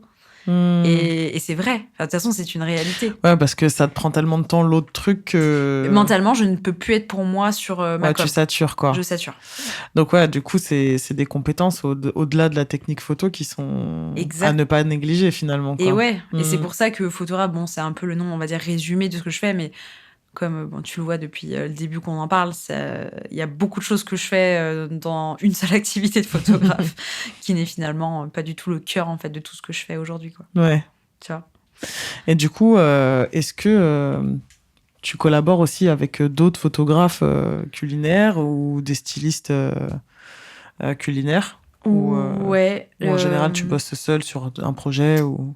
Bah, en fait, moi, dans mon idéal, j'ai envie de te dire, si tous les jours je pouvais bosser avec d'autres gens, moi, je le ferais parce que je trouve ça trop cool, en fait. Tu vois, plutôt que d'être tout le temps chez toi, toute seule, ou toi qui déplace chez le client toute seule. Ouais, mais après, peut-être que quand tu collabores avec d'autres gens, tu te confrontes aussi à certaines réalités ou pas le même style, pas les mêmes goûts. Oui, Il y a aussi ça parfois, j'imagine. Hein. Oui. Mais en fait, comme justement, il faut avoir les projets qui te permettent d'avoir le budget d'avoir 2 personnes sur un projet. Ouais, ce qui est en vrai très rare. Et les seules fois où moi j'ai toujours cherché en fait à intégrer d'autres personnes, c'était justement avec ce fameux groupe Savencia sur les marques de fromage. Parce qu'en fait, il y avait du budget. Donc là, je faisais appel à toujours la même personne en plus qui s'appelle Olivia. Et en fait, justement, elle avait vraiment, je trouve, ce côté plus. Elle était très stylisme. Elle avait vraiment, justement, tu vois, tu disais photographe culinaire, pour moi, j'imagine pas que ce soit autre chose que... Enfin, c'est les restaurateurs. Mais en fait, pas du tout. En fait, pour beaucoup de photographes culinaires, ce que je fais pour les restaurateurs, ils appellent ça du job alimentaire. Ah ouais. Et donc, du coup, c'est quoi alors plutôt... Ils bossent pour les marques. Ils bossent pour les marques et ils font des recettes tout le temps chez eux, toute la journée. D'accord. Parce qu'eux, ils vont du bosser... coup, pour moi, c'est un peu autre chose de faire des recettes que de faire des photos, enfin, tu vois. Bah non, parce qu'aujourd'hui, un photographe culinaire, souvent, c'est quelqu'un qui aime autant cuisiner que de shooter. Ok, ça se défend. C'est très rare. Enfin, moi, je connais tous les photographes culinaires que je connais, la plupart, qui bossent du coup, on va dire plus classiquement. Le photographe culinaire, c'est ce que je te disais d'ailleurs, c'est toutes les blogueuses culinaires. C'était des personnes qui faisaient leurs recettes, postaient sur leur blog et du coup faisaient une petite photo cool, écrivaient la recette, faisaient leur petit article. Et ben c'est vraiment ça en fait les prémices du métier de photographe culinaire. D'accord. C'est des nanas qui cuisinaient énormément, qui adoraient partager ça, qui faisaient du coup des belles photos parce qu'il fallait que ça donne envie et qui sont devenues d'ailleurs beaucoup. Aujourd'hui, c'est des nanas, ça fait 20 ans qu'elles font ça, elles ont fait des tonnes de livres de cuisine. Tu vois, c'est les... Ouais, je sais pas, après peut-être que moi ma vision est biaisée parce que le seul autre photographe culinaire que je connais, clairement, il cuisine hyper bien. Mais après, j'ai pas discuté de ça avec lui, mais j'ai pas la sensation qu'il prépare des plats et qu'il les prend en photo, tu vois. Oui. Après, lui, il bosse avec des grands chefs et tout, donc forcément, voilà. Hein, c'est ça. Petit shout-out. Non, parce que je lui ai dit que c'est une rockstar, parce que, tu vois, il a fait les photos du dernier livre de Yannick Aleno, par exemple, tu vois. Incroyable. Donc, je lui ai dit, ouais, c'est la rockstar et tout ça. Bah, en fait, c'est ça. Donc, voilà, mais après, peut-être que, t'as plusieurs... Parce que ton ami, il a fait comme moi. Enfin, moi, je sais que c'était très restaurateur. Je sais pas, c'était instinctif D'ailleurs, il était directeur artistique avant de faire de la photo culinaire. Donc, vous avez un peu le même parcours. Je crois qu'il était DA dans la pub aussi.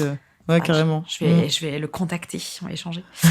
Mais non, mais après, t'as raison. Je pense que t'as vraiment les photographes culinaires restaurants. Ouais. Et il y a beaucoup quand même de photographes culinaires, vraiment, création de recettes, marque. Par exemple, je connais plein de photographes, elles bossent tous les mois, elles font de la création de contenu, donc photos, recettes, etc. pour Lustucru, pour Garofalo, pour les Crozet, les marques, tu sais, Crozet, la marque Alpes, je sais pas quoi. Enfin, en fait, il y a des photographes comme ça culinaires, c'est vraiment leur quotidien, d'être tout le temps chez elles, à produire des recettes, à enchaîner les livres de cuisine. Moi, tu vois, je rêverais quand même, tu vois, de faire ça, parce que je trouve moi, j'ai toujours voulu bosser un peu dans l'édition, tout ça, et je trouve ça stylé. Enfin, tu dis. Donc, je peux comprendre ce que tu dis, mais non, il y a vraiment une réalité quand même de photographes culinaires qui cuisinent vraiment. Enfin, ça fait vraiment partie presque du job, tu vois. Ok. Voilà. D'accord. Et du coup, quelles sont tes inspirations, toi, dans la photographie, entre guillemets, culinaire? Enfin, je dis entre guillemets, pas du tout, totalement. Mais je veux dire, quelles sont un peu les ambiances ou les compositions que t'aimes bien? Et aussi, est-ce qu'il y a des photographes qui t'inspirent particulièrement? Ouais. Bah, après, forcément, c'est un métier d'image. Soit on s'est tous plus ou moins comparés, ou en tout cas, on a admiré sans même se comparer. Mais en fait, on passe notre temps quand même pas mal sur Instagram, quelque part. Ouais. Et donc, ouais, il y a des photographes qui sont dans les pays un peu de l'Est, des Russes, Ah ouais? Ouais, qui ont des univers hyper. Tu vois, c'est même pas ce que je fais, en fait, mais c'est ce que je kiffe. Il y en a, elles vont faire style des. Ça ressemble presque à de la peinture, leurs photos. Ok. Moi, parce que j'aime bien. Voilà, Ouais. j'aime bien les ambiances. On appelle ça, il y a des styles, en fait, dans la photographie culinaire. Et c'est T'as les des styles. noms de comptes? Ouais, alors, je sais pas si c'est toujours le même compte, mais c'était Viola Minerva. Ok, Attends, bon, ça va, ça. bon, je vérifie. C'est facile à noter. Ouais. Ça s'écrit comme ça se prononce, quoi. Normalement, c'est toujours ça. Mais attends, je vérifie un peu vite fait en même temps que je dise pas de bêtises. Parce que tu sais, des fois, il y en a qui. Ouais, c'est ça. Bah, c'est vraiment ça. En plus, c'est tout attaché. Viola Minerva, comme ça se prononce. Voilà. Bah, elle, j'adore son style. C'est très romantique. Enfin, c'est très doux. Il y a plein de fleurs. Tu vois, c'est un truc que je fais pas du tout dans le culinaire. Parce que elle, du coup, c'est pas du tout de la photographie culinaire qu'elle fait. Si.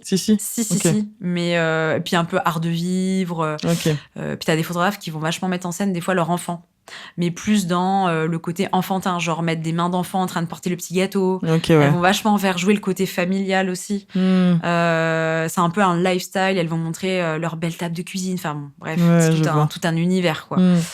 J'aime bien suivre. C'est clair que t'as des déclinaisons de style à l'infini, en fait, dans ça. Oui, entre guillemets. Et j'aime vraiment différents styles. J'adore l'univers très pop et coloré d'autres photographes. Il y a un photographe connu à Paris son pseudo c'est The Travel Buds. Lui, il bosse beaucoup dans tout ce qui est le haut de gamme, les hôtels. Voilà, il fait des très grands noms aussi. Il y a à côté de Lyon, c'est Pookie Cookie Studio. J'aime beaucoup ce qu'elle fait aussi. C'est très coloré comme univers. Tu vois, donc rien à voir du coup avec ce que je te disais avant. Et puis ouais, il y a un style qui s'appelle le Moody. En fait, c'est vraiment univers très très très sombre. D'accord. T'as une vieille table en bois oubliée avec une petite lumière de fenêtre, comme si t'étais dans une espèce de maison de campagne. Ouais, exactement, je te jure. Mais c'est exactement ça. Et tu vois, ça aussi j'aime. Parce que je trouve que du coup, enfin moi, c'est peut-être le côté aussi des fois technique où je me dis, ouais, elle arrive à créer cette ambiance-là, tellement authentique, tellement rustique. Enfin, tu vois. Ouais, je vois. Donc je suis assez inspirée, franchement, par plein de choses, plein de noms. Et du coup, pour citer mon pote dont je parlais tout à l'heure, il s'appelle Simon Détraz. Et j'aime beaucoup aussi son style. C'est encore autre chose. Mais tu m'avais envoyé, et du coup, typiquement, c'est le genre de personne. Mais d'ailleurs, je suis allée le suivre. Enfin, tu m'en avais parlé une fois et j'aime beaucoup ce qu'il fait, tu vois, par exemple aussi, en style. Mais ouais, clairement, il peut y avoir plein de trucs différents et qui pour autant... Enfin, selon moi, tout ce qui est esthétique et maîtrisé, peu importe le style, ça peut parler... Enfin, en tout cas, ça peut me parler, tu vois. Ouais. Non, mais complètement. Mais il y a des tonnes de gens qui font... Enfin, moi, je suis toujours en train de me dire, ouais, mais il y a plein de gens qui ont tellement de talent. Enfin, D'ailleurs, c'est même ça qui peut être aussi un peu emprisonnant. C'est que du coup, des fois, tu te dis, putain, mais... Il y a toujours un peu ce truc de putain, c'est nul ce que je fais en comparaison. En fait, tu te compares, mais sans vouloir te comparer, parce que t'es pas là en train de dire je vais regarder ce que font les autres. C'est juste que où tu vas envier la personne qui va bosser avec Yannick Aleno. T'es en mode pourquoi pas moi. Enfin, tu sais, il y a un peu ce truc de comme je suis passionnée par les chefs et que je regarde, tu vois, j'ai pas la télé à la maison, mais par exemple, je regarde Top Chef. J'ai vraiment cette culture des chefs de j'aimerais un jour goûter la cuisine de tel chef, etc., les rencontrer. J'ai vraiment ce truc-là qui fait que professionnellement, tu vois un photographe qui bosse avec tous ces gens-là, à un moment donné, tu te dis, putain, t'as envie d'être à sa place. Ouais, après, sans vouloir dénigrer le travail d'autres, mais parfois, c'est juste que t'es au bon endroit au bon moment. Tu vois, mais bien sûr. Même en ayant tout le meilleur talent du monde, et tant mieux. Mais parfois, t'as des gens qui sont très moyens et qui arrivent à aller très loin parce que ils ont un bon réseau. Et d'autres qui sont hyper talentueux et qui galèrent parce que... mais ça, je me suis rendu compte. Après, t'en as qui sont hyper talentueux et qui vont hyper loin, et tant mieux, tu vois. Exactement. Mais voilà, quoi. Ouais. Il n'y a pas de règle absolue. Donc, je comprends totalement ce que tu dis sur le fait que parfois, tu te dis, putain, j'aimerais trop et tout. Mais justement, après, ça... faut juste que ce soit des facteurs de motivation à se dépasser. C'est ce que, pour moi, c'est ça. Ouais. Pour le coup, c'est ça. Et c'est pas du tout... voilà. Oui, non, c'est pas en mode rageuse. Non. Non. Puis en fait, je me dis juste, putain, ils sont juste trop doués. Et puis voilà, enfin, tu vas pas rager alors que les mecs, tu les trouves même plus talentueux que toi. Enfin, limite, entre guillemets, tu dis, oui, c'est normal. Mais limite, tu dis, putain, mais moi, je veux juste progresser et tout. Enfin, tu vois, c'est vraiment dans ce truc de vas-y, quoi. Je vais me défoncer. Totalement. C'est bien. Ouais. Et du coup, comment tu gères la pression de rester créative quand la photo devient ton travail quotidien, du coup? Ouais, même je parle, de manière générale sur tous les métiers créatifs, mais n'importe qui, je sais pas, même quelqu'un qui écrit, par exemple. Ouais. tu vois, le syndrome de la page blanche, tout ça. Mais en fait, de toute façon, pour moi, je suis convaincue que tu ne peux pas du tout tous les jours être bon. Enfin, je sais très bien qu'il y a des shootings, j'étais en mode, non, j'ai pas été bonne, ou là, je suis particulièrement inspirée, tu ne sais pas pourquoi. T'es de bonne humeur, t'as bien dormi. La grâce. Ouais, t'es de bonne humeur, t'as bien dormi, tout joue. Le client qui t'accueille, il est super sympa, il fait soleil. Non, mais en fait, c'est vraiment, c'est des détails. Mais franchement, c'est des détails. Mais des fois, t'es bon, des fois, t'es pas bon, et t'es pas toujours inspiré. Et des fois, du coup, bon, je fais quand même aussi souvent, tu vois, ce qu'on appelle les mood boards, où tu pars toujours sur une inspiration quand même de base. Avec le client, t'arrives pas comme ça. Souvent, t'échanges un peu. Tu sais un peu vers quoi quand même tu vas, où tu vas aller. Et du coup, c'est quoi un mood board ? C'est, en gros, globalement, je vais sur Pinterest. Ouais. Je tape des mots, je fais mes recherches en anglais. Parce que du coup, voilà, petite astuce, mais quand vous recherchez... c'est un peu plus il y a un peu plus de contenu. C'est ça. Quand tu recherches sur Pinterest en anglais, t'arrives à... Et tu vois, par exemple, je vais taper... Tiens, un truc tout bête. J'ai créé là des recettes comme ça pour créer du contenu à la maison, là, il y a quelques jours. Ouais. Et j'avais fait une soupe thaï. Je vais mettre Thai soup food styling. Ouais. Et ça part souvent un peu comme ça. Cookies, food styling, shoot. Enfin, en gros, je vais mettre mes mots-clés. Ouais. Je vais cliquer sur une image où je sais que c'est ça que je veux. Parce que, voilà, dans ta tête, t'as forcément de base quand même t'es tellement en train de tout le temps manger du contenu que tu sais quand même un peu vers quoi tu vas aller, mais t'attends de voir l'image qui, tu sais, qui, toi, va te parler. Ouais. Tu cliques dessus, ça te ramène des fois, tu sais, à d'autres contenus, des suggestions, machin. Et à la fin, tu crées tout un tableau comme ça, où tu sais... ça s'appelle le mood board, justement, et tu vas récolter plusieurs photos que tu vas réunir sur une... Moi, je suis sur Photoshop, mais tu peux même faire ça sur Canva, quoi. Tu fais des mood boards sur Canva. Ça peut être pour un client qui veut un peu voir différents points de vue. Tu vas essayer de trouver... regardez, là, je peux prendre votre gâteau du dessus, je peux le prendre de 3/4, je peux le prendre de la part coupée. Enfin, bref, peu importe. Ça peut être aussi pour montrer différentes manières de shooter et tout. Ouais. Et avec un style un peu récurrent pour qu'il voit des fois, c'est quand même... ce qu'il veut, quoi. Ou parfois des trucs distincts, mais... c'est ça où je vais préciser. Ça permet de dire, ça, il y a plus d'ombre là, je préfère ça, ou t'as le truc plus lumineux, ou enfin, plus coloré. Parfois, voilà. on va me dire, ouais, mais pourtant, vous aviez mis cette photo. Et je vais dire, oui, mais je l'ai mise pas parce que... je sais pas, elle était hyper colorée. Pour le coup, c'était pas du tout ça que je vais pas te rendre une photo colorée. Je l'ai prise parce que l'angle était bon, par exemple. Tu vas pas choisir la photo sur Pinterest, surtout que c'est vraiment la loterie. Donc, tu peux pas avoir tout d'un même mood. Ça n'existe pas. Mais justement, je vais choisir telle photo parce qu'elle va m'inspirer telle chose pour le shoot. Ouais. Et en fait, j'ai toujours ça sur moi, sur mes téléphones. Je télécharge les moodboards que je fais sur mon ordi. Je les ai toujours sur moi au moment du shoot. Et surtout, comme je bosse de plus en plus avec des figurants, enfin, des personnes qui viennent pour poser. Tu vois, là, bientôt, j'ai un shooting avec un coffee shop et je voulais 4 profils. Ok. Voilà. Et du coup, le fait de leur montrer ces moodboards, eux, ils savent un peu le mood. Je les drive sur les tenues. C'est pour ça que ça va au-delà que le culinaire. Parce qu'en fait, culinaire, ça peut être un coffee shop. Un coffee shop, on n'est pas sur un resto étoilé. Par contre, on est sur des cafés, il faut les mettre en avant. Bien sûr. Les clientes, elles auront peut-être une offre food. Il faut des clients qui ont le smile, qui sont en train de manger, je sais pas moi, si elles proposent au moment de l'hiver de faire une petite soupe... voilà, tu vas de les voir en train de déguster leur petite soupe, tu vois. Et les moodboards vont servir aussi à driver les figurants et à leur montrer le mood du shoot. Ou un spicy latte.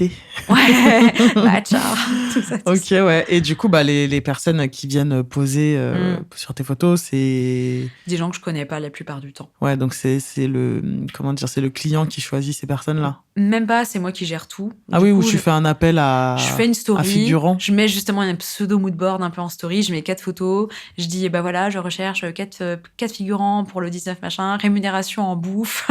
Ouais. Et après c'est plein de DM de gens, souvent le client essaye de reposter aussi ma story, ça fait double chance d'avoir des gens quand même qui sont dispo ce jour-là. C'est trop cool ça. Hein. S'il y a des gens sur Lyon qui écoutent et que ça intéresse, tenez-vous au courant via ces réseaux, parce que ça peut être sympa aussi. En vrai, ouais, complètement. Pour les gens qui ont des envies de figuration et autres, tu vois. En fait, il y en a qui se refont. Il y a des fois des comédiens. Ouais, ça te fait un peu un book et tout ça, quoi. Exactement. Et même des vrais modèles. Enfin, moi, je connais c'est devenu, on va dire, une amie, Joanne, qui fait maintenant... elle est modèle grande taille. Ouais. Ça fait plusieurs fois que je bosse avec elle. Même moi, j'ai déjà bossé un peu pour elle en photo. Enfin, on s'échange un peu des services, on va dire comme ça. Ouais. Mais elle, tu vois, elle veut se mettre un peu plus dans tout tout ce qui est figuration, comédie, et même, du coup, elle se fait même filmer. Et du coup, tu vois, elle m'avait dit un jour, parce qu'elle, clairement, elle se fait rémunérer. Enfin, elle est modèle, donc normalement, officiel, c'est son métier, quoi. Bah oui, donc, mais c'est vrai que, tu vois, elle est déjà venue, gratuitement, en mode, tu sais quoi, j'ai pas encore de trop contenu où on me voit avec de la food, et mine de rien, il y a une part de marché en tant que modèle, parce que maintenant, il y a de plus en plus de restos qui recrutent justement des gens qui payent, qui défrayent pour toute la journée, tourner dans le nouveau resto et pour faire des contenus un peu fun, un peu cool. En fait, ça se travaille vraiment. Ouais. Donc, même une pub d'une grande marque, tiens, Lustucru, on en parlait, voilà. Tu vois, sait-on jamais. Si elle veut incarner la nouvelle mère de famille qui va faire ses Lustucru, enfin, je fais un peu gros cliché. Ouais, bien sûr, ouais. Tu vois. Donc, ouais. Voilà. Ok. Et du coup, qu'est-ce que tu mets en place pour rester à jour dans le côté technique de la photographie ? Est-ce que tu suis des formations ou est-ce que tu te renseignes ? Enfin, comment ça se passe ? Ouais, beaucoup de vidéos YouTube, des formations. J'investis beaucoup. Ouais. Du coup, autant, comme je disais, dans le matos que dans les formations. Parce que, je pense que j'aime juste ça. Enfin, je m'étais pas dit du tout que j'investirais autant, tu vois, dans les formations. Enfin, tu vois, c'est même un truc où je me disais, oui, bon, les gens qui se forment, je sais pas comment dire, j'avais un peu aussi une vision de la formation de, tu sais, tes parents qui ont pu avoir des formations dans leurs entreprises ou des choses un peu comme ça. Mais en fait, du coup, t'as plein de photographes qui sont des très, très, très bons photographes, qui ont des fois 20 ans d'expérience, qui sont devenus un peu formateurs. Ouais. Coach, ou carrément dans des vrais studios photo. Typiquement, quand j'ai voulu me mettre au flash, j'ai demandé des financements pour aller me faire former dans un vrai studio photo qui est très connu à Lyon.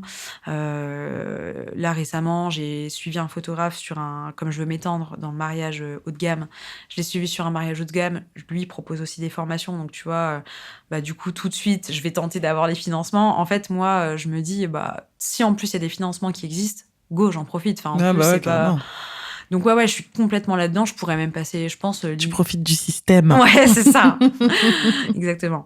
Non, mais franchement, je pense que je pourrais passer 1 semaine par mois à me faire former, quoi. Ouais. Et parce que je kiffe ça. Et je pense que, de toute façon, vaut mieux être comme ça que de se dire, vas-y, j'évolue pas, je reste dans mon truc. Après, ouais. Et puis, si c'est des choses qui sont mises en place par nos cotisations... Exactement. C'est les cotisations, bien sûr. Ouais, bien sûr. Donc, en fait... Pourquoi ne pas en profiter ? Enfin, franchement, totalement. C'est vrai, on en parlait un peu tout à l'heure en off. Moi qui me fais absolument pas former, j'étais là, attends, je vais peut-être me pencher un peu plus sur le truc parce que en fait, on n'est pas cotisations, on investit en soi, quoi, quelque part. Donc, autant que, voilà. Non, puis en plus, t'es trop content. Après, tu te dis, putain, mais tout ça, ça a été financé parce que, en même temps, on cotise, on a le droit à ça, quoi. Donc, autant... Donc, non, je me forme toujours, j'échange avec d'autres photographes. Moi, même aujourd'hui, après quasi 7 ans, il y a même des photographes, des fois, je leur écris et je suis en mode... Enfin, même là, tu vois, par exemple, je m'intéresse au stop motion, même si le stop motion, c'est le fait, tu sais, tu vas prendre, je sais pas, 150 photos pour avoir un petit objet qui s'anime pas à pas. Okay. Et tu fais un montage et à la fin, ça fait comme une vidéo animée. Oui, tu vois, un peu comme les carnets à l'époque où tu décidais sur plusieurs pages et ça faisait un truc, on les...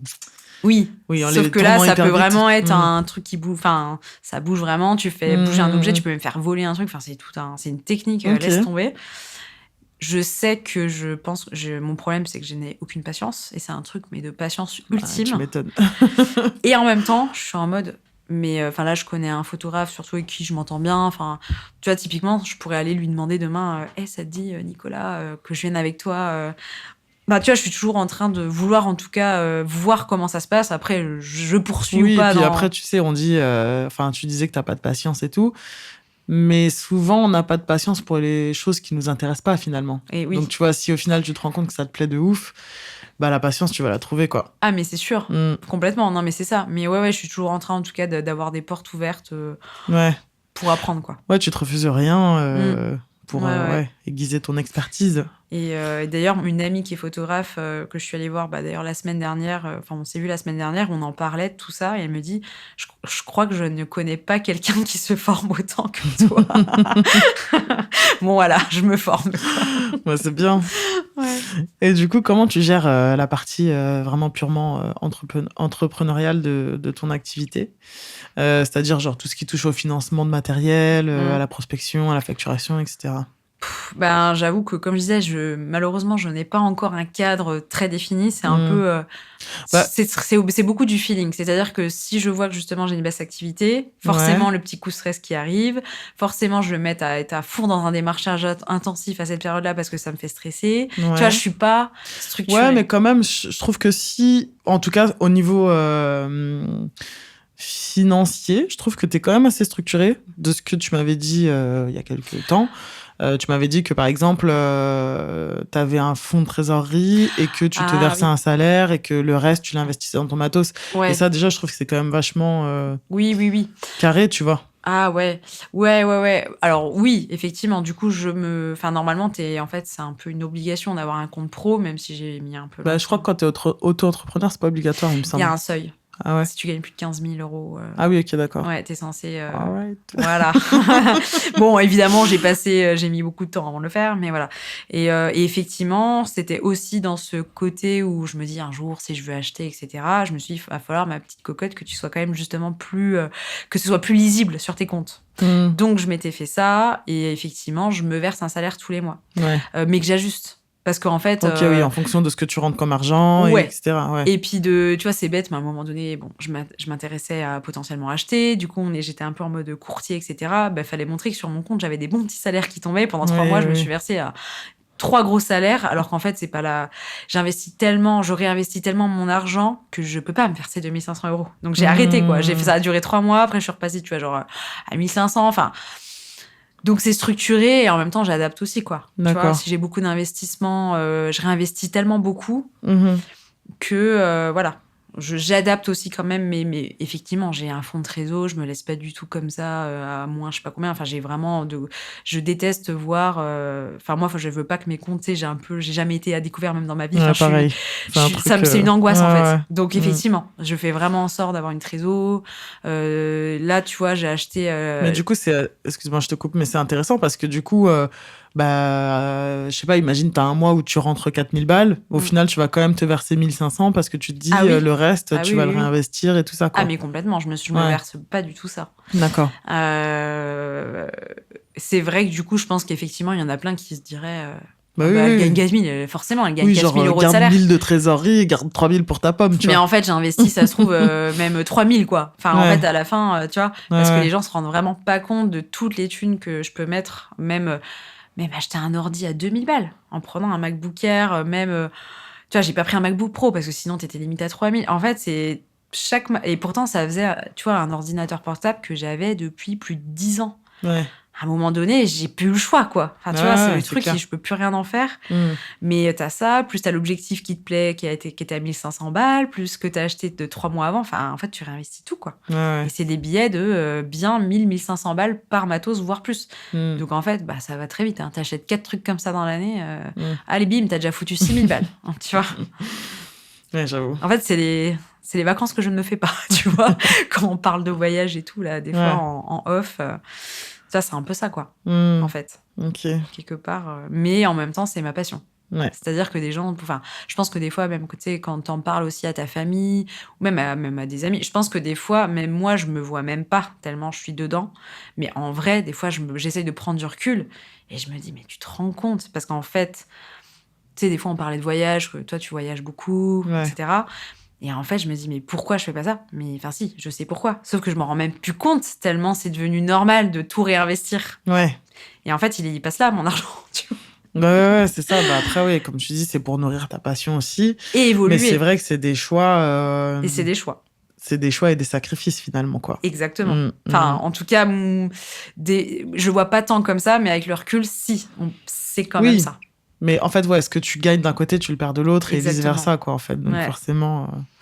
Mais, mais du coup, est-ce que tu arrives quand même à garder du temps pour la photo plaisir, entre guillemets, c'est-à-dire sans enjeu professionnel et tout ça? Et ben, en vrai, pas tant. Et tu vois, justement, il y a pas longtemps, je me suis fait financer un stage à Arles, pour ceux qui connaissent les rencontres de la photographie de Arles, qui se passent tous les ans. Ouais, Bah, j'ai fait un stage et c'était purement rien en rapport avec le culinaire.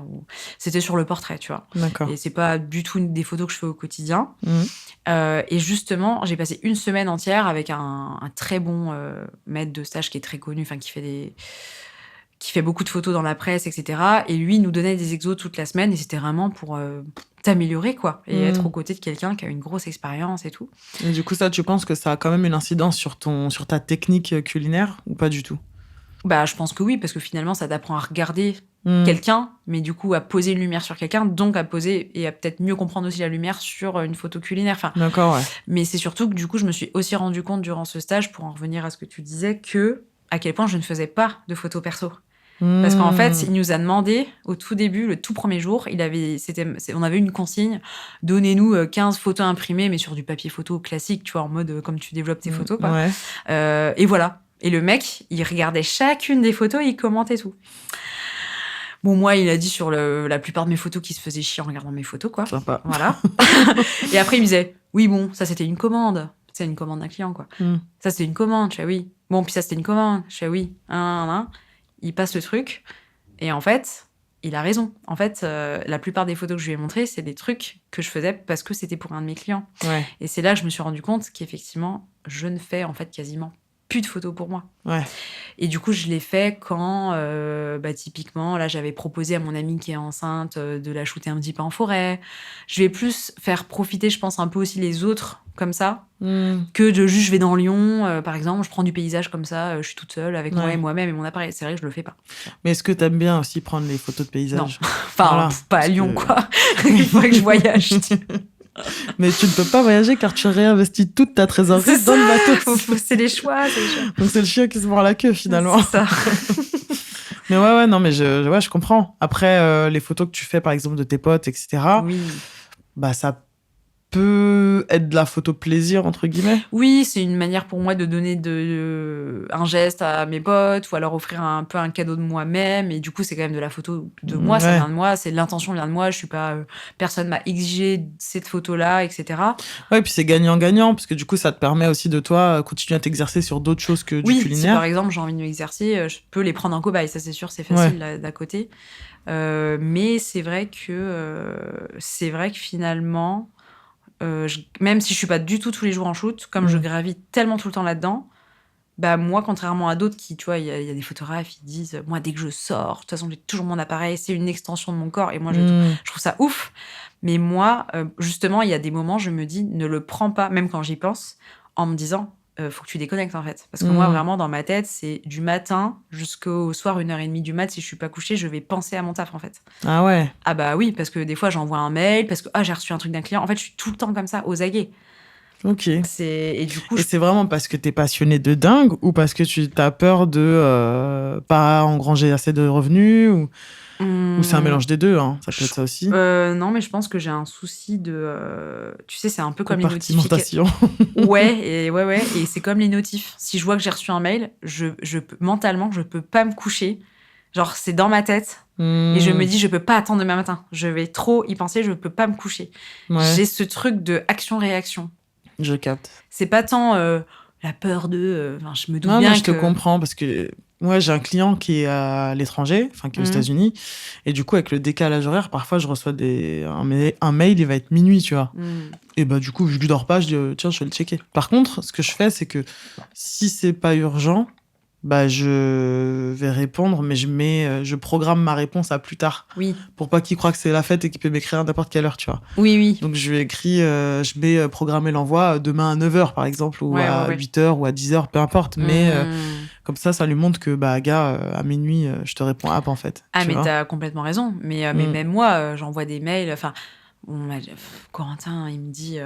mais c'est pas l'heure, en fait, d'envoyer un mail à cette heure-là. Ouais. Moi, j'ai aucune limite. Mais d'ailleurs, c'est bien pour ça que, heureusement, que je suis pas non plus tout le temps dans le moindre truc que je fais à prendre mon appareil. Enfin, si en plus je faisais ça, mais parce que je pense que j'y arrive pas. J'arrive pas à délimiter, quoi. Ouais. Mais c'est un problème.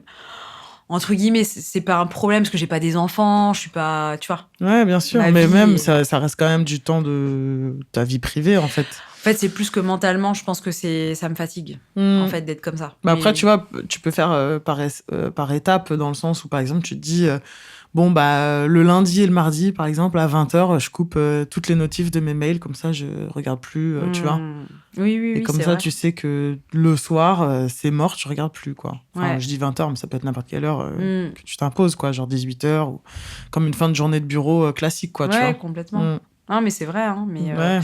donc voilà, mais du coup, pas tant de photos perso parce que ça prend beaucoup de place dans ma vie de base, tu vois. Ouais. Si en plus, je te dis, la moindre chose un peu perso, tu fais une petite sortie, t'as toujours ton appareil. Ouais, bah ouais. En fait, il y a des moments, j'ai pas envie, tu vois. Voilà. Ouais, je comprends. Et tout à l'heure, tu l'as un peu évoqué, mais il y a d'autres types de photos que tu fais. Du coup, tout à l'heure, tu as dit que tu voulais t'orienter peu à peu aussi vers la photo mariage. Ouais. Est-ce que tu peux nous en dire plus là-dessus? Donc, du coup, c'est pas que le mariage, mais en gros, le fait que je disais, du coup, de plus en plus, j'avais intégré des figurants, des personnes dans mes shootings. Ouais. Et même mes photos culinaires sont passées de photos des fois plus très, très, très posées à mes débuts. Bon, toujours un peu aujourd'hui, mais où j'aime aujourd'hui des photos aussi plus vivantes. Je m'en suis aussi rendu compte dans le culinaire. Ouais. Plus naturel, plus... Voilà. Et je me suis rendu compte que j'aimais aussi shooter les gens et les émotions des gens. D'accord. Mais j'ai déjà fait des mariages, ça fait 2 ans en vrai que j'en fais, voire même 3. Mais on va dire que récemment, je me suis vraiment dit, au lieu de juste entendre parler d'un ami qui me recommande un de ses amis, et du coup, je vais faire leur mariage, etc., de vraiment mettre une vraie stratégie pour développer vraiment ça sérieusement. Parce que tu vois, c'est facile de aller faire 2 mariages dans l'année par opportunité, que de se dire vraiment, là, je vais créer un site internet, un compte Instagram, faire des formations. Tu vois, là, on est quand même sur une autre démarche, et même en termes de temps et d'énergie d'investi, quoi. Oui, parce que j'imagine que dans le premier exemple que tu as donné, où tu le faisais un peu comme ça, c'était pas forcément rémunéré ou si. Ça l'a été à chaque fois pour le coup. Ouais, je n'ai jamais fait ça non rémunéré, tu vois, contrairement finalement au culinaire où au début c'était beaucoup de non rémunéré. Mais c'est juste que c'était par opportunité, je veux dire, oui, ça tombait bien. Un ami sait très bien que je le faisais, du coup il m'a recommandé, du coup ses amis ont aimé mon travail. Ouais, le tout premier, oui, j'avais fait quand même. Mais quand même, tu vois, j'ai dû quand même. Franchement, c'était c'était raisonnable, franchement, en termes de salaire et tout, quoi. Mais ouais, en fait, je suis juste partie du constat que j'avais envie de shooter autre chose que le culinaire, même si j'adore toujours ça. Et notamment, même les artisans, tu vois, ça peut même être un bijoutier dans son atelier. En fait, tout ce qui va être vivant et pris sur le vif, je me suis rendu compte que quand même, c'était vachement cool. Un forgeron en train de tailler. Hein. Exactement. Un ébéniste, je sais pas. Franchement, mais tous ces corps de métier-là, moi, je trouve ça trop beau, en fait, à voir. D'ailleurs, je connais un ébéniste à Lyon, je te mettrai en contact. Mais je trouve ça trop beau de voir des gens, pareil, passionnés, mais dans leur art, même si moi, tu vois, typiquement, même un ferronnier, je suis allée shooter un ferronnier, bon. Mais tu vois, c'était chouette à voir, quoi. Je me dis, putain, c'est un univers que je ne connais pas du tout.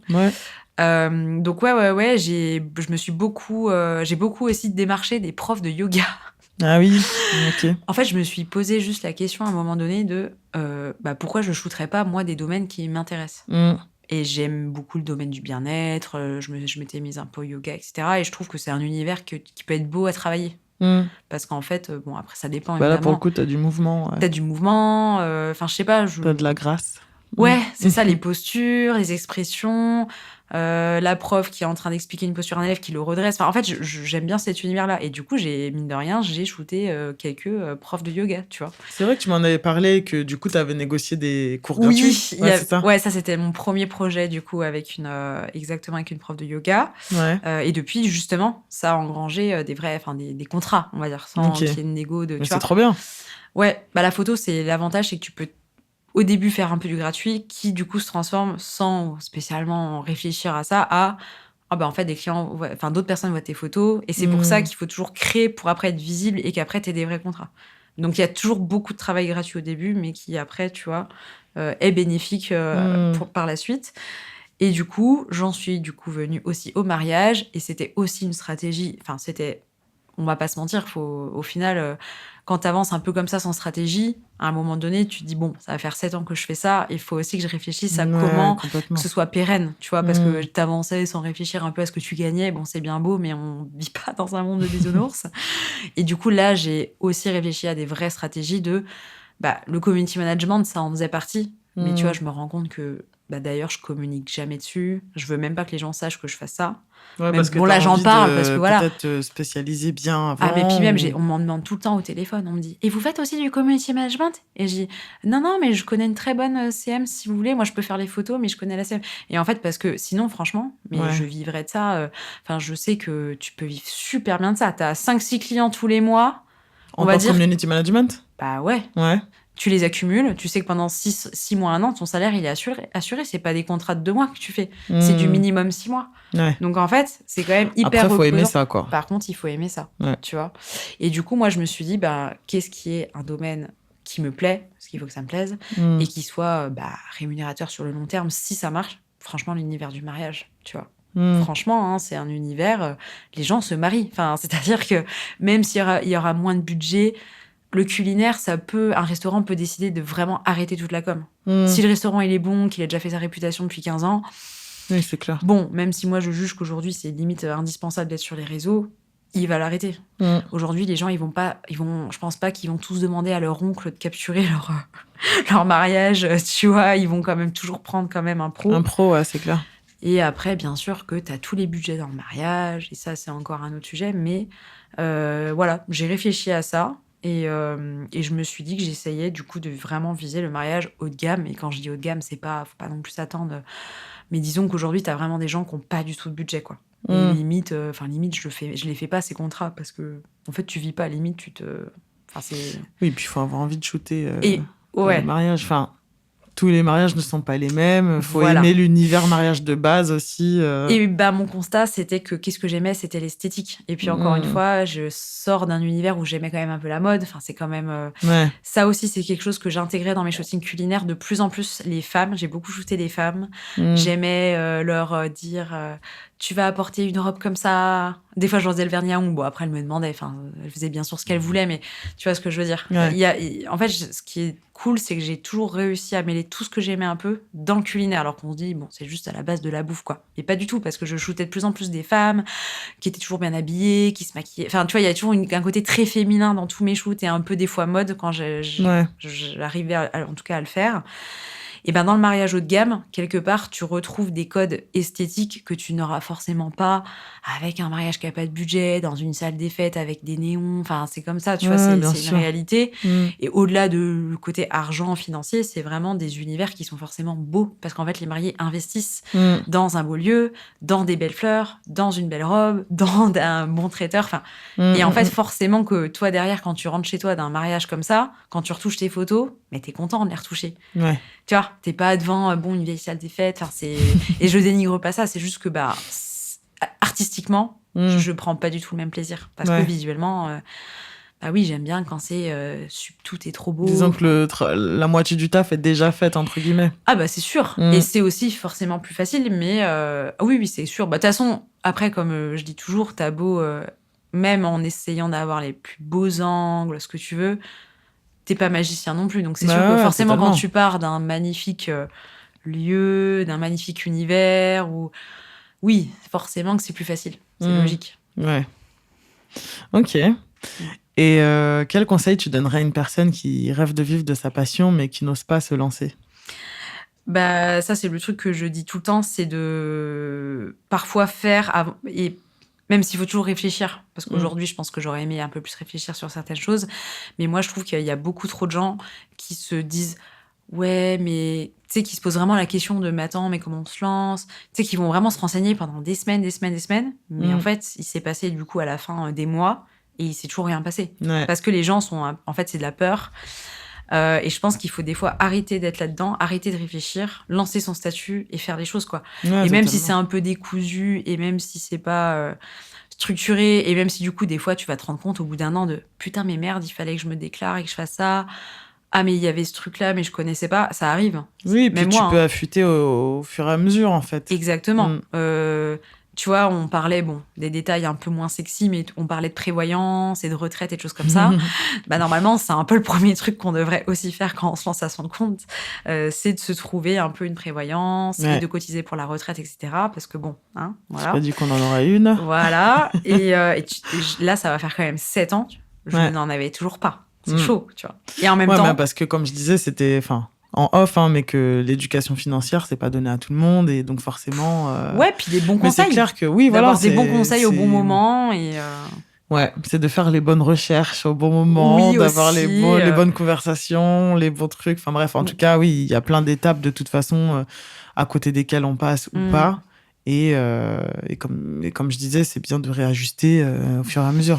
Mais ouais, et puis pour moi, ceux qui du coup arrivent ou qui se lancent jamais, parce que ça arrive, il y a des gens qui finalement se lancent jamais, avaient l'idée d'eux, bah, c'est que c'était pas pour eux. Enfin, en fait, c'est bête hein, ce que je dis, mais pour moi, si tu arrives en tout cas à dépasser tes peurs et à être dans l'action, bah, c'est que c'était pour toi. Sinon, c'est que t'as trop peur de te lancer et que c'est pas pour toi, parce que franchement, être à son compte, faut quand même avoir les nerfs un peu accrochés, je trouve. Enfin.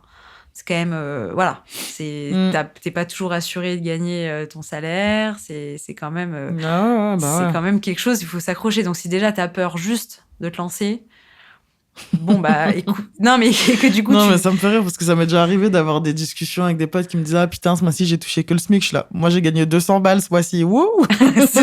Exactement. Mais voilà, enfin après c'est ça aussi, c'est qu'il faut avoir une certaine rigueur et une certaine gestion. Oui, de base, faut pas être super dépensier. C'est ce que j'allais dire, mais en fait, c'est même pas ça. C'est juste, faut savoir gérer son argent. Ah ouais. Parce que même si t'es dépensier, tant que tu sais gérer ton argent, que tu sais avoir des économies et justement pallier au moment ou au mois où tu fais pas d'argent, parce que bah, t'as voyagé, parce que t'as pas taffé, parce que t'as pas eu d'activité. En principe, ça devrait aller. Si tu sais gérer ça, ça va. Oui, et puis pas se dire que si tu gagnes une fois, je sais pas, 4 000 €, ah bah ça y est, pump it up. Bah non, justement, tu te dis, parce que tu sais pas le mois d'après. 4 000 balles, je garde tant de côté pour le mois là où je vais faire 200 € justement. Et puis je pense que se lancer, c'est savoir être dans l'inconfort en vrai. Moi, je trouve que vraiment freelance, c'est vraiment ça. Enfin, pour moi, les gens qui sont vraiment trop rassurés et qui ont envie d'être... Et voilà, c'est comme ça, ils ont besoin d'être rassurés par un CDI, un salaire fixe. Ouais, c'est tout à fait OK en vrai. Mais oui. Voilà. Et je peux comprendre. Enfin, même moi, des fois, je me dis, bah franchement, pourquoi je me fais chier? Enfin, il y a des moments, tu te dis un peu ça, tu vois. Et en même temps, ceux qui se lancent jamais, je pense qu'il y a aussi des fois ce truc-là. Et parce que ça, c'est pas possible pour eux d'envisager mais comment ça, tu sais pas des fois combien tu gagnes pour juste le mois d'après? Bah ouais, c'est ma réalité, quoi. Des fois, je peux projeter et des fois, franchement, là, typiquement, en ce moment, je projette pas grand-chose, quoi. Ouais, après, je pense, c'est des profils. T'as des gens qui sont assez versatiles, qui peuvent être salariés comme ils peuvent être indépendants. Oui. Et d'autres... c'est impossible. Voilà. Il y a des genre, gens, moi, salarié, je ne peux pas. Même, tu vois, quand j'ai des mois justement où je gagne moins de thunes, je me dis, ouais, peut-être que faudrait que... Et après, je pense à ma life de salarié de tous les jours. Je dois aller à tel endroit, faire tel truc. Je me dis, non, mais quelle angoisse. Je préfère avoir des mois où je gagne rien que ça. Vraiment, ça me... Je suis comme toi. Ouais. Le nombre de fois où je me dis... Putain, mais ça franchement... Ça me déprime juste d'y penser, quoi. T'es là, t'es à 2 doigts de prendre ton ordi, de rechercher des trucs sur Indeed et tout, et t'es en mode... L'instant d'après, je m'imagine pareil comme toi, me lever le matin, super tôt, avoir des ordres, des comptes rendus. Puis moi, dans mes domaines, tu sais, je trouve que... Bah, tu sais, dans les domaines un peu de com, souvent, t'as un peu toujours des comptes rendus, des clients, faut faire des réunions, des machins, se présenter, faire...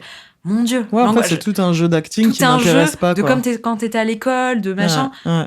Et pareil que toi, je me dis, mais mon Dieu, ça vaut 1000 fois ma liberté. Ouais. Même si des fois, bah oui... Donc moi je respecte de ouf les gens qui sont salariés parce que pour moi c'est plus dur d'être salarié que d'être indépendant, mais ça n'engage que moi parce que c'est ma manière dont je suis faite en fait. Mais ouais, non, clairement mais moi aussi je trouve ça fou les gens justement qui arrivent à faire ça parce que moi justement je pense que j'en serais plus capable et en plus après comme toi en plus toi ça fait des années. Je pense que d'autant plus quand ça fait des années. Pourtant j'ai eu des boulots salariés etc, mais ça n'a jamais dépassé 6 mois de taf. Même 1 an. Peut-être 1 an quand j'étais étudiante, tu vois, mais c'était un boulot étudiant, donc t'es à 15 heures semaine. Puis tu sais que c'est éphémère, en fait. C'est ça. Tu vois, t'as un peu ce truc aussi. Et c'était une torture. Vraiment, je le vivais trop mal, quoi. Mais voilà, c'était des boulots étudiants, c'est formateur, et ça te permet aussi de savoir ce que tu veux pas, tu vois. Donc, franchement, je crache pas du tout sur ces expériences-là, et voilà, mais de temps en temps, je me dis, allez, salarié et tout. Après, je pense aux patrons, aux gens à qui tu dois rendre des comptes, machin. Je suis là, putain, mais... Pourtant, je saurais le faire, mais je n'ai pas envie. Vraiment, moi, ça m'angoisse. Je ne peux pas, quoi. Ouais. Donc, voilà. Je comprends. Mais du coup, oui, pour revenir au conseil qu'on devait donner aux personnes qui veulent vivre de leur passion. Le conseil, c'est d'arrêter des fois aussi de trop réfléchir. Parce de se lancer, ouais. Parce que de trop réfléchir, on ne fait parfois rien. Et franchement, c'est vrai. Je connais plein de situations de gens qui étaient et qui ont été comme ça. Et c'est vrai que c'est des personnes qui, au final, ne faisaient plus rien. Donc, il faut parfois se dire, bah, go, quoi. Et même si tu sais pas ce qui va se passer par la suite, après, ça reste, c'est facile à dire, quoi. Après, les gens, et quand t'as vraiment peur de sauter le pas ou tu y réfléchis trop, bah, encore une fois, tu peux aussi tomber dans juste, bah, il se passe rien au bout.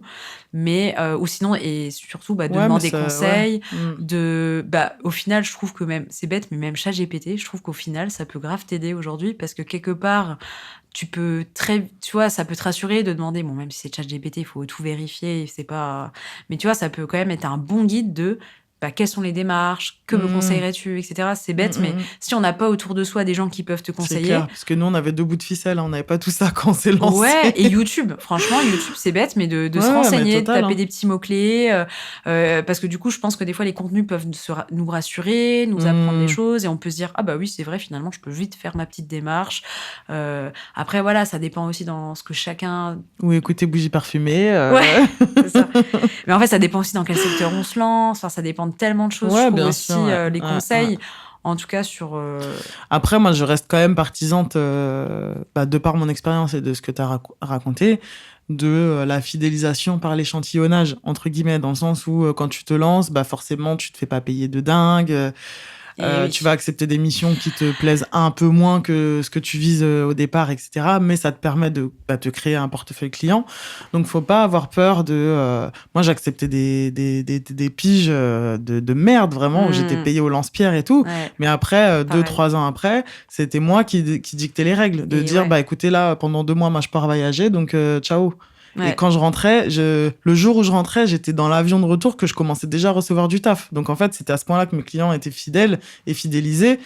Parce que pendant 2 mois, j'étais pas là, mais le jour où je reviens, ah oui, elle revient, bam, on lui écrit, tu vois. Ah, donc, faut juste avoir confiance en soi. Bah, c'est ça. En fait, être conscient des réalités aussi économiques dans lesquelles on vit aujourd'hui, tu vois. S'il faut avoir un petit boulot alimentaire à côté, ne pas hésiter à en avoir un. En fait, je pense qu'il faut être très motivé aussi pour se lancer. Enfin, c'est bête, mais je pense qu'il faut pas croire...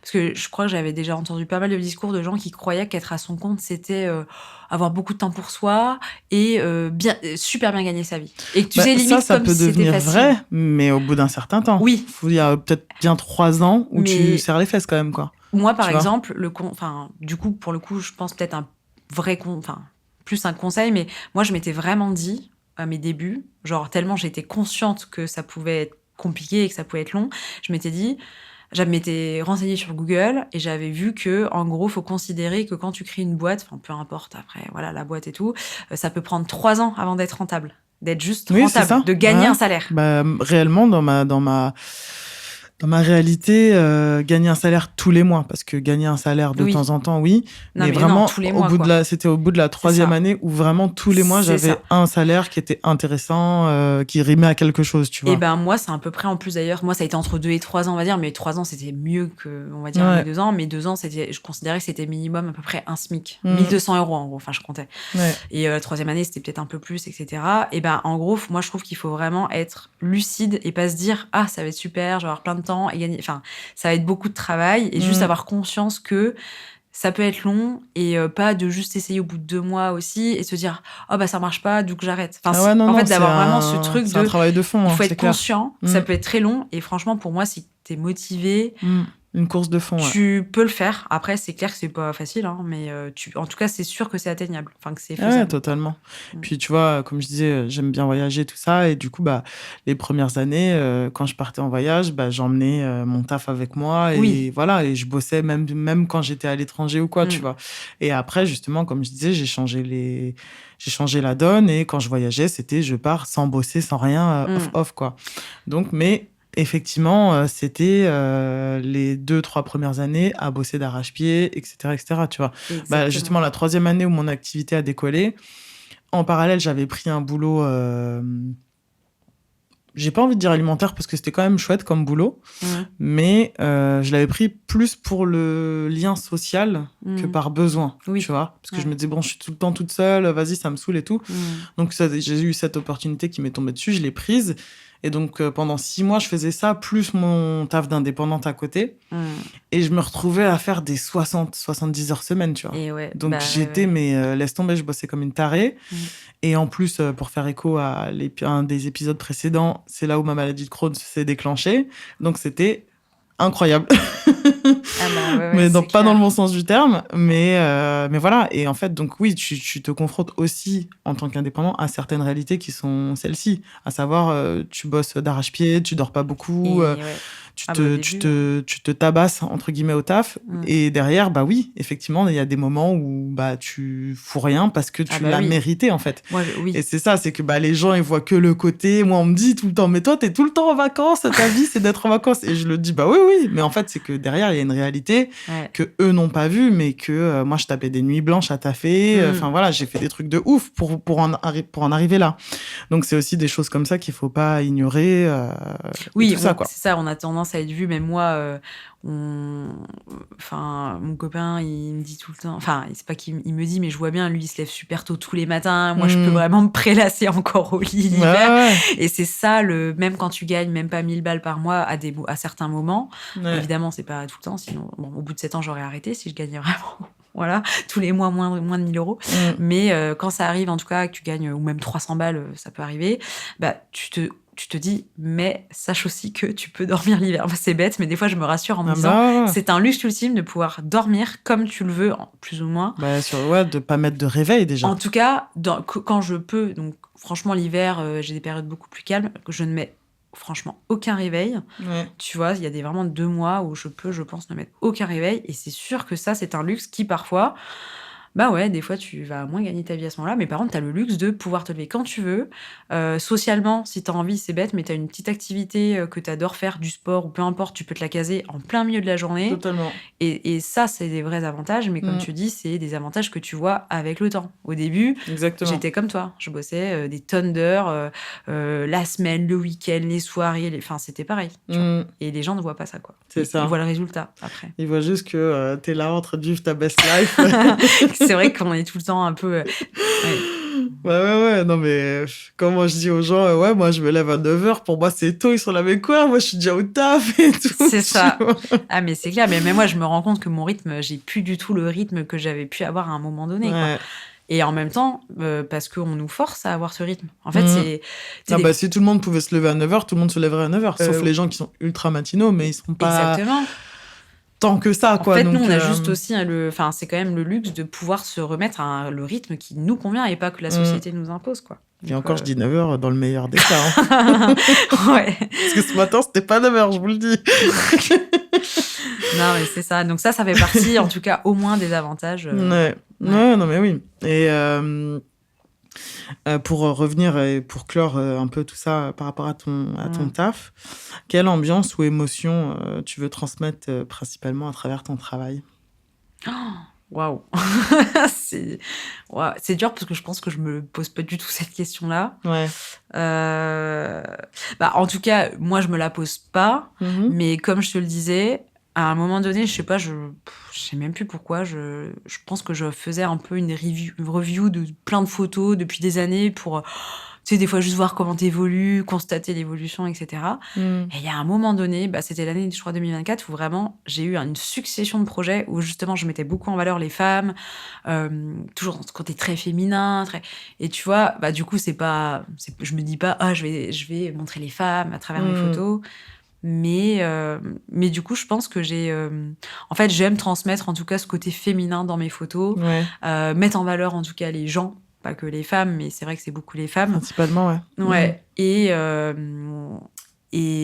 en fait, j'aime bien que quelqu'un se dise que... tu vois, par exemple, là, j'ai bossé pour un pâtissier, qui est un de mes voisins. Bon, après, il m'a fait the best compliment, hein, que j'ai jamais des compliments comme ça, mais il m'a trop touchée parce qu'il m'a dit, clairement, il me dit, tu sais, moi, je suis démarchée par des tonnes de photographes qui sont comme toi, à Lyon, tu sais, il y en a plein. Et il m'a dit, mais franchement, je n'ai pas retrouvé, en tout cas, sur les photos que je lui ai faites, parce que, encore une fois, je ne fais pas tous les shootings qui sont comme ça, etc. Mais ce shooting-là était... mais moi, il m'a vachement plu, ce shooting, tu vois. Et il m'a dit, tes photos sont différentes, en fait. Je n'ai pas ressenti, même en regardant le travail des autres, et je sais que mon travail n'est pas comme ça globalement, mais sur ce shooting-là, pour ce client-là et ce projet-là, ça lui a parlé, quoi. Ça, c'est génial. Parce que de toute façon, qu'est-ce qui fait que quelqu'un va aussi te prendre, c'est ce truc qui il se dit, ok, c'est vraiment ces photos-là que je veux. Ouais, que ça le touche à un endroit. En tout cas, voilà. Ouais. Donc, je peux pas expliquer. En fait, Mais c'est trop bien, ouais, c'est un putain de mais ça, compliment, j'aimerais, tu vois, typiquement, qu'on me le dise tout le temps, quoi. Forcément. Voilà. Ouais, c'est vrai que ça fait du bien. Bah, de c'est s'entendre normal, dire ça qu'on fait du flatte bon l'ego. boulot, Et c'est l'artistique, hein. T'as toujours envie qu'on te dise. complètement. C'est logique, tu vois. Oui, d'ailleurs, n'hésitez pas à me dire que mon podcast est génial. Vous le faites déjà pas mal, mais n'hésitez pas à continuer. Merci. Les compliments sont toujours bons à prendre. Ok. Et tiens, pour parler un peu de bougie parfumée, si ta passion était une bougie parfumée, quelle senteur elle aurait? Oh, bon alors là, ça va pas être très dur. Tu vois un peu les goûts, là, enfin, les tisanes de Noël, là. Ouais. Bougie senteur de Noël. Ouais, genre cannelle, muscade. Exactement. Un peu d'orange. Écorce d'orange. Exactement. Voilà, senteur de Noël, dans la cannelle, dans tout ça. Ah, j'aime bien. Ou monoeil, tu vois, pour avoir le petit goût de vacances. Selon la période de l'année. Exactement. Ok, très bien. Ça me va très bien, ça. Et pour finir, est-ce qu'il y a une citation, un proverbe ou un conseil autour du fait de vivre de sa passion que tu aimerais partager avec nos auditeurs et auditrices? Alors, c'est pas en rapport avec la passion en elle-même, mais je vais te dire une citation que j'adore. Ah, la Maline, elle s'est préparée. Bah, en fait, mais même pas. Mais tu sais, du coup, je la recherche. Hein. Du coup, Ah, ok. Je donne les backstage. Parce que je te voyais prendre ton portable, je me suis dit, ah ouais, elle a prévu le coup parce qu'elle sait, elle est bienvenue. Tu sais que j'ai modifié, en fait, ma cover de LinkedIn. Ouais. Et je l'ai mis vraiment avant de venir, à Paris. Et justement, je l'ai recalée. Et ça fait plusieurs fois que je la recale depuis des années, cette citation. Parce que c'est vraiment une citation que j'adore et ça part de la photo, du coup. Ça va, c'est dans le sujet. Vas-y. Et en plus, c'est une citation de Henri Cartier-Bresson, qui était quand même un reporter de guerre, enfin un photographe reporter de guerre, et qui est quand même, c'est pas n'importe qui. Ouais. Et du coup, là, ça dit, donc, retenir son souffle, photographier et mettre sur la même ligne de mire la tête, l'œil et le cœur, afin de signifier le monde, devient pour le photographe une façon de vivre et l'essence de ses convictions artistiques. Voilà. Et j'aime bien cette citation qui dit qu'en gros, la photographie, c'est mettre sur une même ligne de mire la tête, l'œil et le cœur. Très bien. Voilà. Du coup, moi, ça fait un peu pitié ce que j'ai envie de dire derrière. Mais c'était un truc vachement plus pragmatique. Bon, je vais quand même le dire. Mais en gros, je dirais que vivre de sa passion, c'est super, mais c'est malheureusement pas toujours très simple, comme on l'a dit. Il faut avoir conscience des enjeux et aussi apprendre à garder le plaisir au cœur du travail, même quand la passion devient une responsabilité. Le tout, c'est de continuer à créer aussi pour soi et pas seulement pour en vivre. Voilà. Super, j'adore. Merci, Maureen. Eh bien, merci à toi. C'était très cool. Et vous retrouverez aussi ces réseaux sociaux en description. Avec plaisir. Voilà. Bisous, bisous. Merci à Maureen pour cet échange sincère et inspirant qui nous rappelle que derrière chaque passion devenue métier, il y a du travail, des doutes, mais aussi énormément de beauté et de sens. J'espère que cet épisode vous aura donné envie à votre tour de suivre ce qui vous anime profondément, même si le chemin peut parfois sembler incertain. Si cet épisode vous a plu, n'hésitez pas à le liker, à le partager et à laisser un commentaire. C'est ce qui aide le plus le podcast à grandir. Vous pouvez également soutenir Bougie Parfumée sur Tipeee. Toutes les informations sont disponibles en description. Je vous remercie pour votre écoute et pour votre soutien. Prenez soin de vous et à très bientôt pour un nouvel épisode.